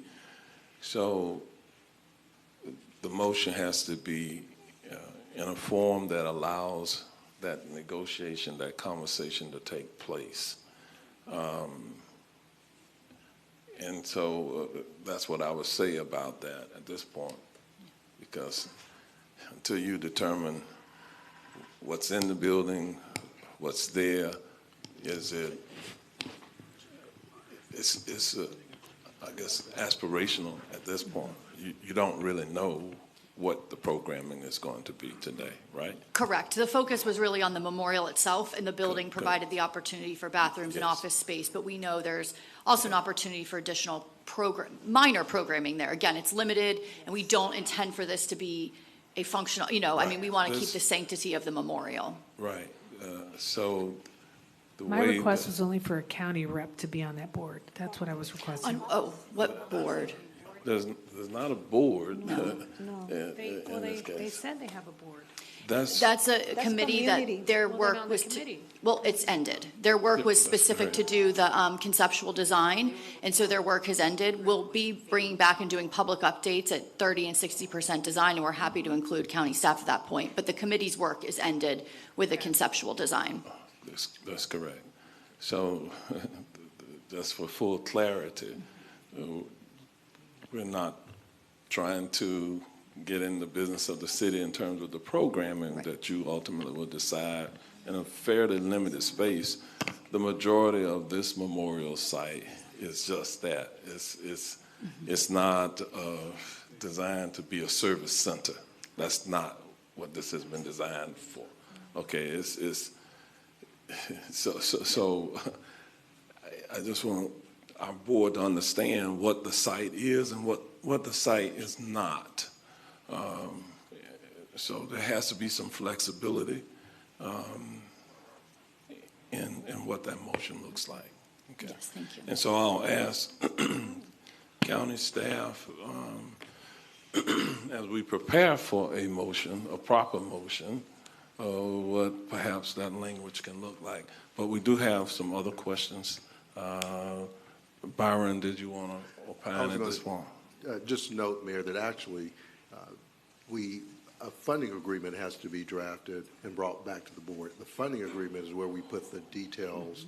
What we need today is consensus from the board about moving forward, and then we've already had some preliminary discussions of that process with that step. And so the funding agreement would have, for example, the distribution of the dollars, the timing, all those things come in the funding agreement that we hope we've had very preliminary discussions about getting that funding agreement moving quickly as well. So just want to note that is where a lot of those details oftentimes come in the funding agreement. Correct. The agenda item today is they're seeking approval for the county to make a $5 million contribution. Second, Wilson. And okay. So I haven't called the question. We still have discussion going. I know you all want to make the motion, but that's not proper at this point. Commissioner Simrad. Thank you, Mayor.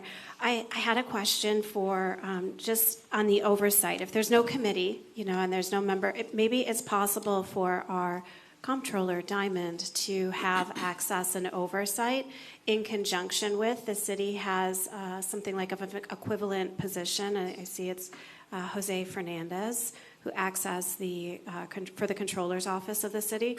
Perhaps that, we have two parties working together. I know it comes at a later stage in the contract negotiation, but it would be great if our independently elected comptroller that represents both the city and Orange County, as well as then the city, have input through their controller. I don't know, is that possible for our comptroller to? What I will tell you is that on matters like this, is trying to depoliticize these issues and not have electeds. This is why the city moved forward with families, et cetera. So I'm not sure what it is that you're requesting for the comptroller to do in this case. I think just access to the accounts, just like how the city controller would also have just access. That funding agreement, and Comptroller Diamond, we could explain, because now, for example, on the request that would come through for funding, that TDT, both the comptroller's office and from our financial side, we get those documentations even before payout with a prior organization, I won't name, but anyway, the prior organization. The comptroller's office does also receive I think comptroller, they would send we do the reimbursement basis, they would send the documentation, and both comptroller's office and the county would review those. So and we anticipate having that type of language in the funding agreement as well. Well, and if I could, Mayor, those things are typically set out for the members of the board, at least those things are typically set out in the funding agreement as far as what my office would receive versus what Byron Brooks or anybody else might receive, and that's all that's all spelled out in the agreement. I haven't had any discussions about the agreement. I'm not sure what it would look like. I'm certainly willing to talk to anybody that wants to talk about it, and I can assure you, Mayor Demings, it wouldn't be a political process. We're perhaps talking two different things here in terms of whenever we enter into contractual agreements, the comptroller's office cuts the checks, and whenever the county spends money, is subject to the comptroller's audit. But what I'm referencing here is some other kind of creation of a committee to provide oversight and those types of things. That's not the role of our comptroller in this instance. this is what I'm talking about, two different. We would write the checks to the city if that's what the board That's- decided, whatever right, integral right. was decided for. Right, and those are kind of details we obviously put into our contracts, but. Mayor, just to clarify, I was asking for access, not oversight. So for the comptroller to have access to the, to the records and the management of the money and the revenue coming in, just for internal That's controls. pursuant to the office that he holds. That's not what I'm speaking to. Okay. That's what he's chartered to do whenever the county spends money.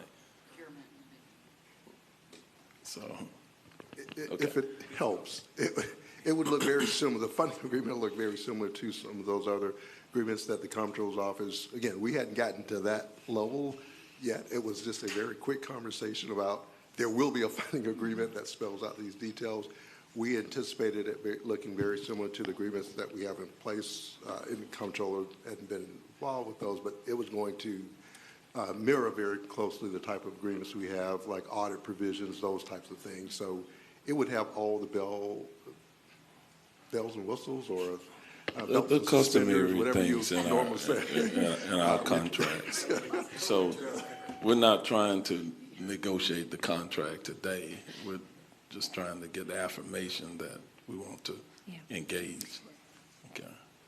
Mayor, I have a question. First, Commissioner Scott.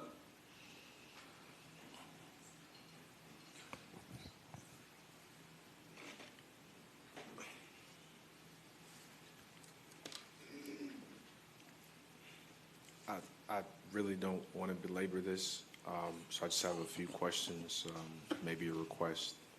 I guess my first question is, Heather, do you now know, and I know this may change with a future administration, but do you now know with certainty, or at least have an idea, what department would this fall under?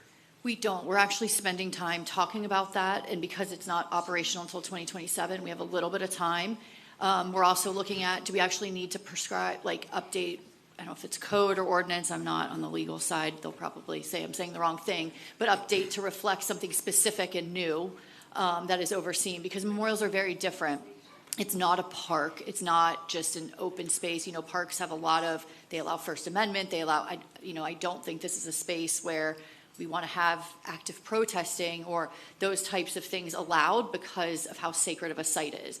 So we are having those discussions. There's not really a obvious, 100% makes sense. I mean, there's not usually memorials in the cities that are overseeing them. And so we're talking about the best way and to make sure that it's properly managed and maintained and a sacred place. Okay. You mentioned that you all created a website. What was that website again? Oh, I just It's Google okay, Orlando it's Pulse on- Memorial and it pops up. Okay, so it's on the city's website. My communications team is going to be really disappointed with me for not knowing that. No. Well, I see Andrea making a face. PulseOrlando.org. And so that is a city-maintained website. Correct. PulseOrlando.org. All right, great. I know the answer to this, but I'm just asking for the benefit of the public. The City of Orlando is a public entity, correct? Correct. Are you guys required to maintain public records? Absolutely. And we also, tied to our Strength in Orlando, the 501c3, we maintain public records. Okay. Listening to what Commissioner Simrat was saying and what Commissioner Uribe had mentioned, as the process kind of works its way through, would you be committed to making records available kind of on demand? And what I mean by it, and as opposed to me putting a public records request, you all would put maybe a landing page on that website. So like if I go to OPD or fire department, I can see calls, that are open to public records, like where they are. So would you be willing to do something like that to kind of add an additional layer to it? Yeah, right now I have to request it. And so can we make it easier for any person to assess stuff, whether it's meeting minutes or expenditures, something?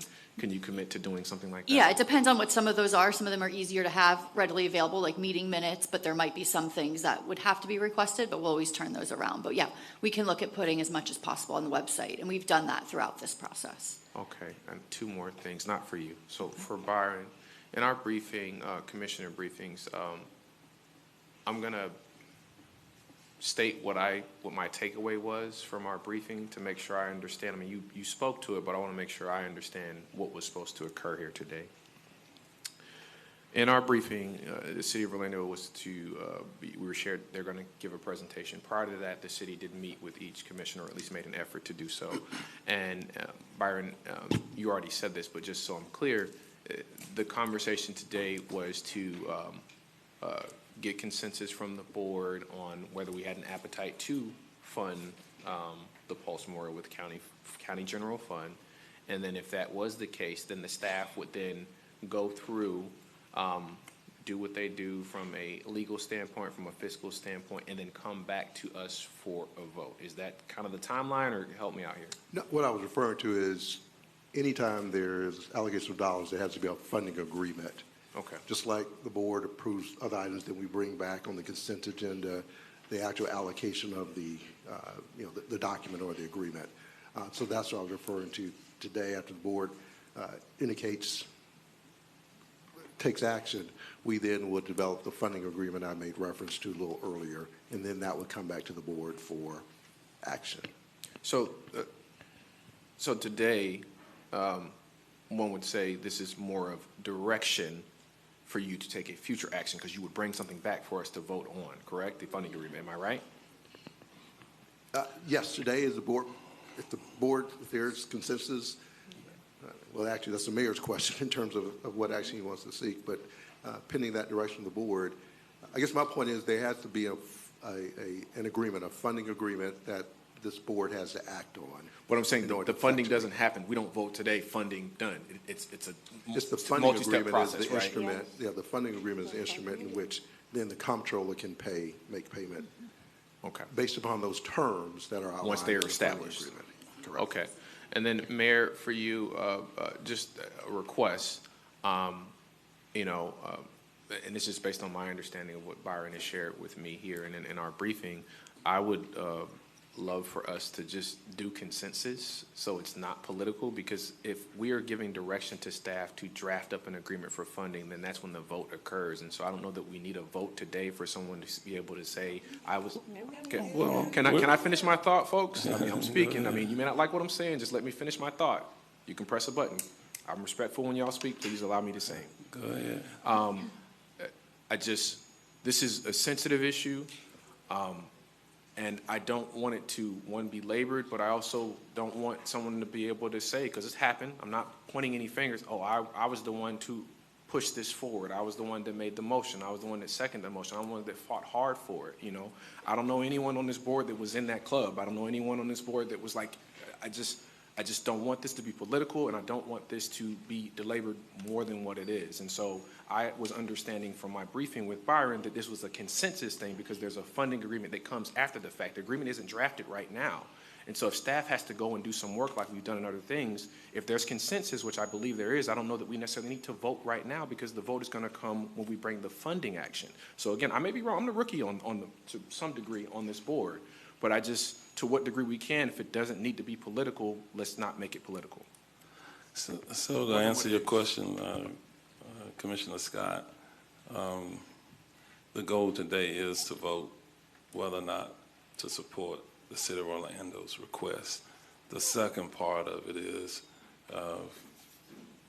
once the funding agreement is completed through those discussions, it will come back and that will be approved at that time, and that may be something that is simply on the consent agenda, where there's no conversation. It's just you'll be briefed about what's in it.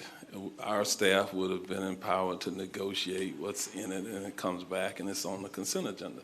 It's not a need for us to have further conversation. So yes, I believe the expectation today from the City of Orlando, and my expectation is that we will vote today. Commissioner Gomez-Cadero. Thank you, Mayor. And it's very quick. It's for the residents that are listening and watching Orange TV. I know you explained about the $5 million and the 3-year process. Will there be any impact to the general funds? Part of the reason why, again, it's a timing issue for us. We will be going, as you well know, into our budget workshops very soon.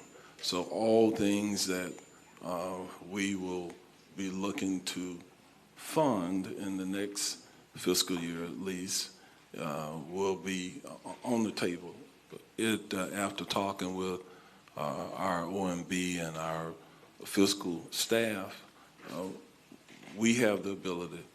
The reason why I'm suggesting that the $5 million be proportionately paid over a 3-year term is to make certain that we can meet that financial obligation.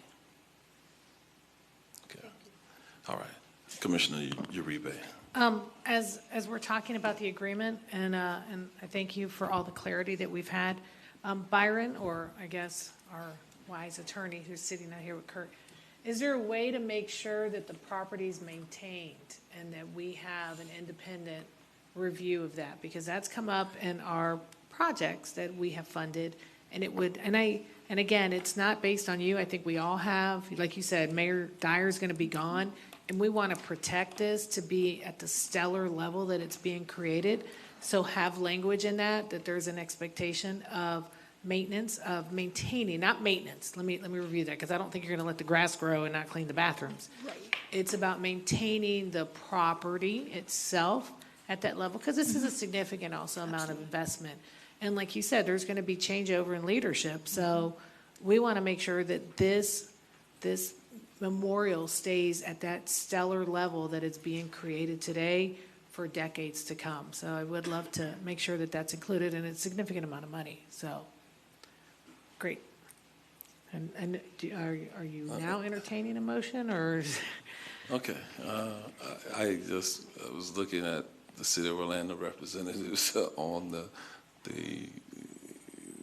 criteria for maintenance, and I think I'm seeing yes. We're happy to they're discuss happy that. I to- mean, that is to have something we that. recognize as a challenge Yeah. of we want this to go on for decades, and we want to make sure that it can be maintained at that high level for Yes. decades. And the context in which this is being discussed is obviously for staff direction as they sit and work out the details of the contract, not for us to really litigate or come up with language today to accomplish that.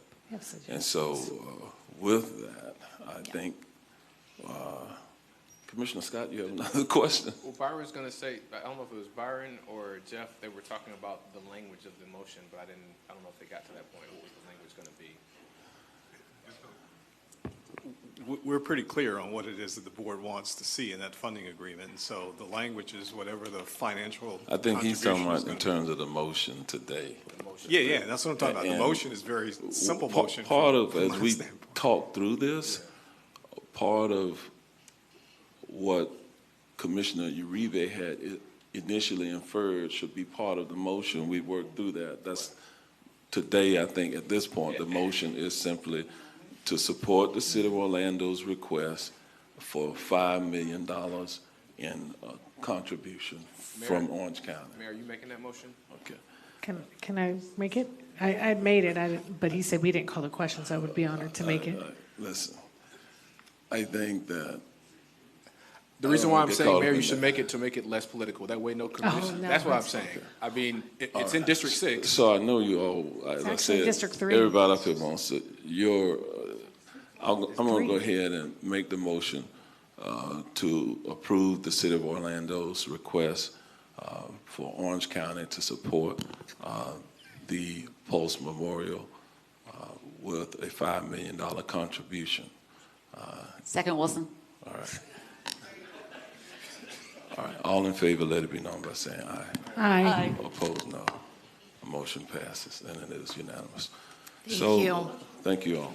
We appreciate it. All right. With that, thank you all. We got there. We do have two final discussion items. Okay, so, Ms. Landon, how long is your presentation, you think, today? I can do 11 minutes before Q&A. Okay, and then we have David Gregory. Go ahead, Vicki. I'm gonna have you make your presentation. Thank you, everybody. Good afternoon. I appreciate being here in front of all of you today for all of your time and dedication, and for those from the arts and cultural community who are hanging in here for this presentation as well. Today, I am here before you with one of our two large flagship grant programs that come before the board annually for your approval. These are the cultural facilities funding recommendations for fiscal year 25. I will give a very brief background and overview of the grant program and its purpose, as well as get into detail on the funding recommendations brought forward to you from the Arts and Cultural Affairs Advisory Council today, before ending with our requested action. So for our background, our Arts and Cultural Affairs Advisory Council was established in 2001 to elevate Central Florida's arts and culture to that befitting a world-class community. This work is supported and shepherded by a 13-member Arts and Cultural Affairs Advisory Council, and I'd like to take a moment to recognize Commissioner Gomez Cordero, who serves on this council and has for a number of years. Arts and Cultural Affairs is funded through two main funding sources. We do receive $1 per capita out of the general fund. We also receive 5% of the first 4 cents of the tourist development tax and an additional $2.5 million fixed of TDT per the tourist development plan. Each year, this amount goes into various funding buckets for various grant programs, and I'd just like to give you a quick overview of what those are. Funded through the TDT is our Cultural Tourism Grant Program. I bring that before you each year in October. These are programmatic of grants to support arts and cultural events that attract tourists. Our Blockbuster and Special Events Fund is a periodic grant program for large marquee events bringing in 50,000 individuals or more for attendance. Our Cultural Facilities Program, which I'll get into more detail in a moment, as well as providing half of the funding pool for the venue subsidy program. I'll note that the staff support for the TDT ARC Application Review Committee projects has recently come in under my office from staff support, but it's here in italics because it's not overseen by the Arts and Cultural Affairs Advisory Council. It is a separate body and grant program. Our general fund dollars support United Arts grant programs as well as half of the venue subsidy, but we're here today to talk about cultural facilities, so let's do that. In fiscal year 25, we have a cultural facilities grant program that opened for nonprofit museum or government-owned auditorium venues. This can be used for equipping, renovating, maintaining, constructing, or acquiring these venues as it is funded through the tourist development tax. And I'd like to take a second to note that since this program was started in 2006, $16.9 million of TDT has been invested to 66 different arts and cultural projects for this facilities program, indeed. As with all of our grant programs, they reflect 3 levels of approval. First, we have a review panel assembled to review and score applications. Those recommendations for funding then go before our advisory council before they come to you for your consideration. This year's grant cycle opened in early 2025 with an application due on March 2nd. This is a matching grant. An applicant must bring 50 cents to the table for every dollar they are requesting from Orange County. And that application's match must be in hand and confirmed the day that they apply. So the county dollars are last in on these projects. There's a maximum request cap this year of $2 million. And then after the applications have been received, our review panel conducted site visits with each of the 6 applicants. There was an open panel review meeting on May 5th where the review panel scored the applications on a 100-point scale based on concept, which is the need and the vision for the project as it implements into the property, and will it inspire excellence to support art befitting a world-class community. They also consider the facility itself, which is the process, the design, the planning, the quality of the materials that are going to be used, and as well as management and budget. And under management and budget, we're looking at the financial and operational readiness of the nonprofit proposing the project, as well as their plan for maintenance, care, and stewardship of this project in the future. I'll note here too that as our fiscal partner, United Arts also conducts an independent financial assessment on each of the applicants and provides that assessment to the review panel for their consideration. We have a pretty high bar. You have to score an 80 out of 100 in order to be considered eligible for funding through this grant program. We recognize that the members of our Arts and Cultural Affairs Advisory Council serve on that council because of their passion and knowledge about arts and culture. That does not necessarily translate to understanding about contracting, engineering, architecture. So for this particular grant program, we assemble a bespoke review panel that has 5 members from our advisory council, which you'll see here on the left, as well as some industry experts. This year we were joined by Pat Brambilla, who's a senior project manager with 4 Wall Entertainment, really focusing and specializing in commercial and theatrical lighting. Lighting. Orange County's own Jorge Sedano, who's an architect in the PEDS department, and Brian Morris of Boru and Associates. We also have a prior grantee serve on this grant panel. This is really key because a prior grantee knows what it looks like for organizational impact for a nonprofit to manage a grant of this size. And I should recognize that Dr. Ha'ani Hogan, who's here with us today, did serve in that capacity on this panel. This grant program received 6 applications for funding, ranging from a request amount of $200,000 to $2 million. You'll see them all listed here, and I'll go into each one individually in a moment. That is a total of $5,560,187 requested for this year's grant cycle. First up, let's take a look at the Albin Polaszek Museum and Sculpture Gardens. This is for essential updates for the Albin Polaszek Museum's 65th anniversary. So this is the replacement of 7 HVAC units throughout different buildings on the property, roof repairs and replacements for the historic Albin Polaszek home, studio, chapel. There's also some coating and sealing in priority areas where there's been water intrusion, and the replacement of windows indoors in the historic Capon home. This is a total project cost of $300,000. $100,000 of which the applicant is bringing to the table as match, with $200,000 requested from the county. Our second project is the Blue Bamboo Center for the Arts for the Winter Park Collaborative Arts Renovation Project. This is the expansion and renovation of the former Winter Park Library space into the Blue Bamboo Center for the Arts. So this includes, the whole project scope includes performance stages, rehearsal studios, artist workspaces, as well as a dedicated home for nonprofit Central Florida Vocal Arts and dedicated space for other community nonprofits to access. But the scope of this particular grant request includes the green room, the jazz garden, exterior signage, lighting and elevator renovations, as well as construction on the 2nd and 3rd floor. This is a total project of $1,576,922, of which $1 million is requested through this grant program. Third up, we have Orlando Family Stage for the Centennial Lighting and Exterior Signage Project. This is to install really dynamic and modern LED lighting that's energy efficient to the exterior of the building to illuminate the key architectural features. It also includes the modernization and installation of signage that's going to more align with the branding and the mission for visitors to Lock Haven Park. It's a total cost of $525,000 with a request amount of $350,000 through this program. Next up, we have the Orlando Museum of Art. Now, this is for the roof and HVAC, Phase 1, Part 3. This is an upgrade specifically to the building automation system that helps support the HVAC activities in the building. So the existing building automation system is outdated, and the proposal suggests updating it to a JACE Niagara-based automation system. What this means is it's going to be a digital direct control to oversee 16 air handling units, 3 outdoor systems, 53 control zones and terminal units, a chiller plant, a boiler plant, and what's great about the upgrading and modernization of this system is it will also integrate with lighting control, fire alarm, and security. This is a total project cost of $1,457,500 with $970,000 requested from the county through this grant program.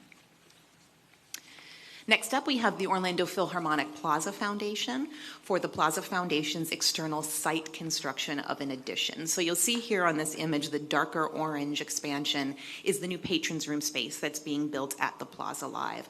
This proposal is to support the external site construction to support that expansion. So that includes demolition, parking lot foundation and slab, landscaping, architecture. The expansion south into the existing parking lot means there needs to be a move of the HVAC, there needs to be demolition of the current parking lot and the landscape islands and a reconfiguration of that flow. It's a total project cost of $1,638,295 with a request amount of $1,040,187 through this program. And last but not least, we have the Orlando Science Center for a renovation of their Cinedome. This is a full renovation of the Cinedome Theater, so it includes replacing the dome screen in full, and then a really cool technology update and integration to move this theater from film projection to digital. What that's going to do is eliminate this sort of blue box that has had a large film projector in it and allow for a new seating configuration. So this particular proposal is for integration and special construction to improve and expand the seating as well as the film screen and digitization of the theater. It's a total project cost of $3,150,000, of which $2 million is requested from the Orlando Science Center. All of these projects scored 80 points or above and are eligible for funding. They are to you now for your consideration, unanimously recommended by the review panel, as well as unanimously recommended by the Arts and Cultural Affairs Advisory Council. So the requested action I have for you today is approval of the fiscal year 25 cultural facilities funding recommendations as shown on the screen, and I am happy to take any questions or comments you may have. All right, we have a question by Commissioner Uribe. Mine's very quick. Thank you. You were saying that this is a one-to-one match? It's 50 cent to $1 match. Okay, because I was noticing everybody was more than 50%. So can you just elaborate a little on that? Correct. In the past, this has been a dollar for dollar matching grant program. Our programmatic cultural tourism grants remain a dollar for dollar matching grant. With these capital projects, the dollar amounts and the figures get significantly large. And so in this particular grant cycle, the match was reduced down that for every dollar that an applicant brings to the table, they can request up to $2 from Orange County. Okay. Yeah. All right, and Commissioner Gomez-Cordero is our representative with the arts. I just wanted to say, hey, they're all District 5. Yeah, okay.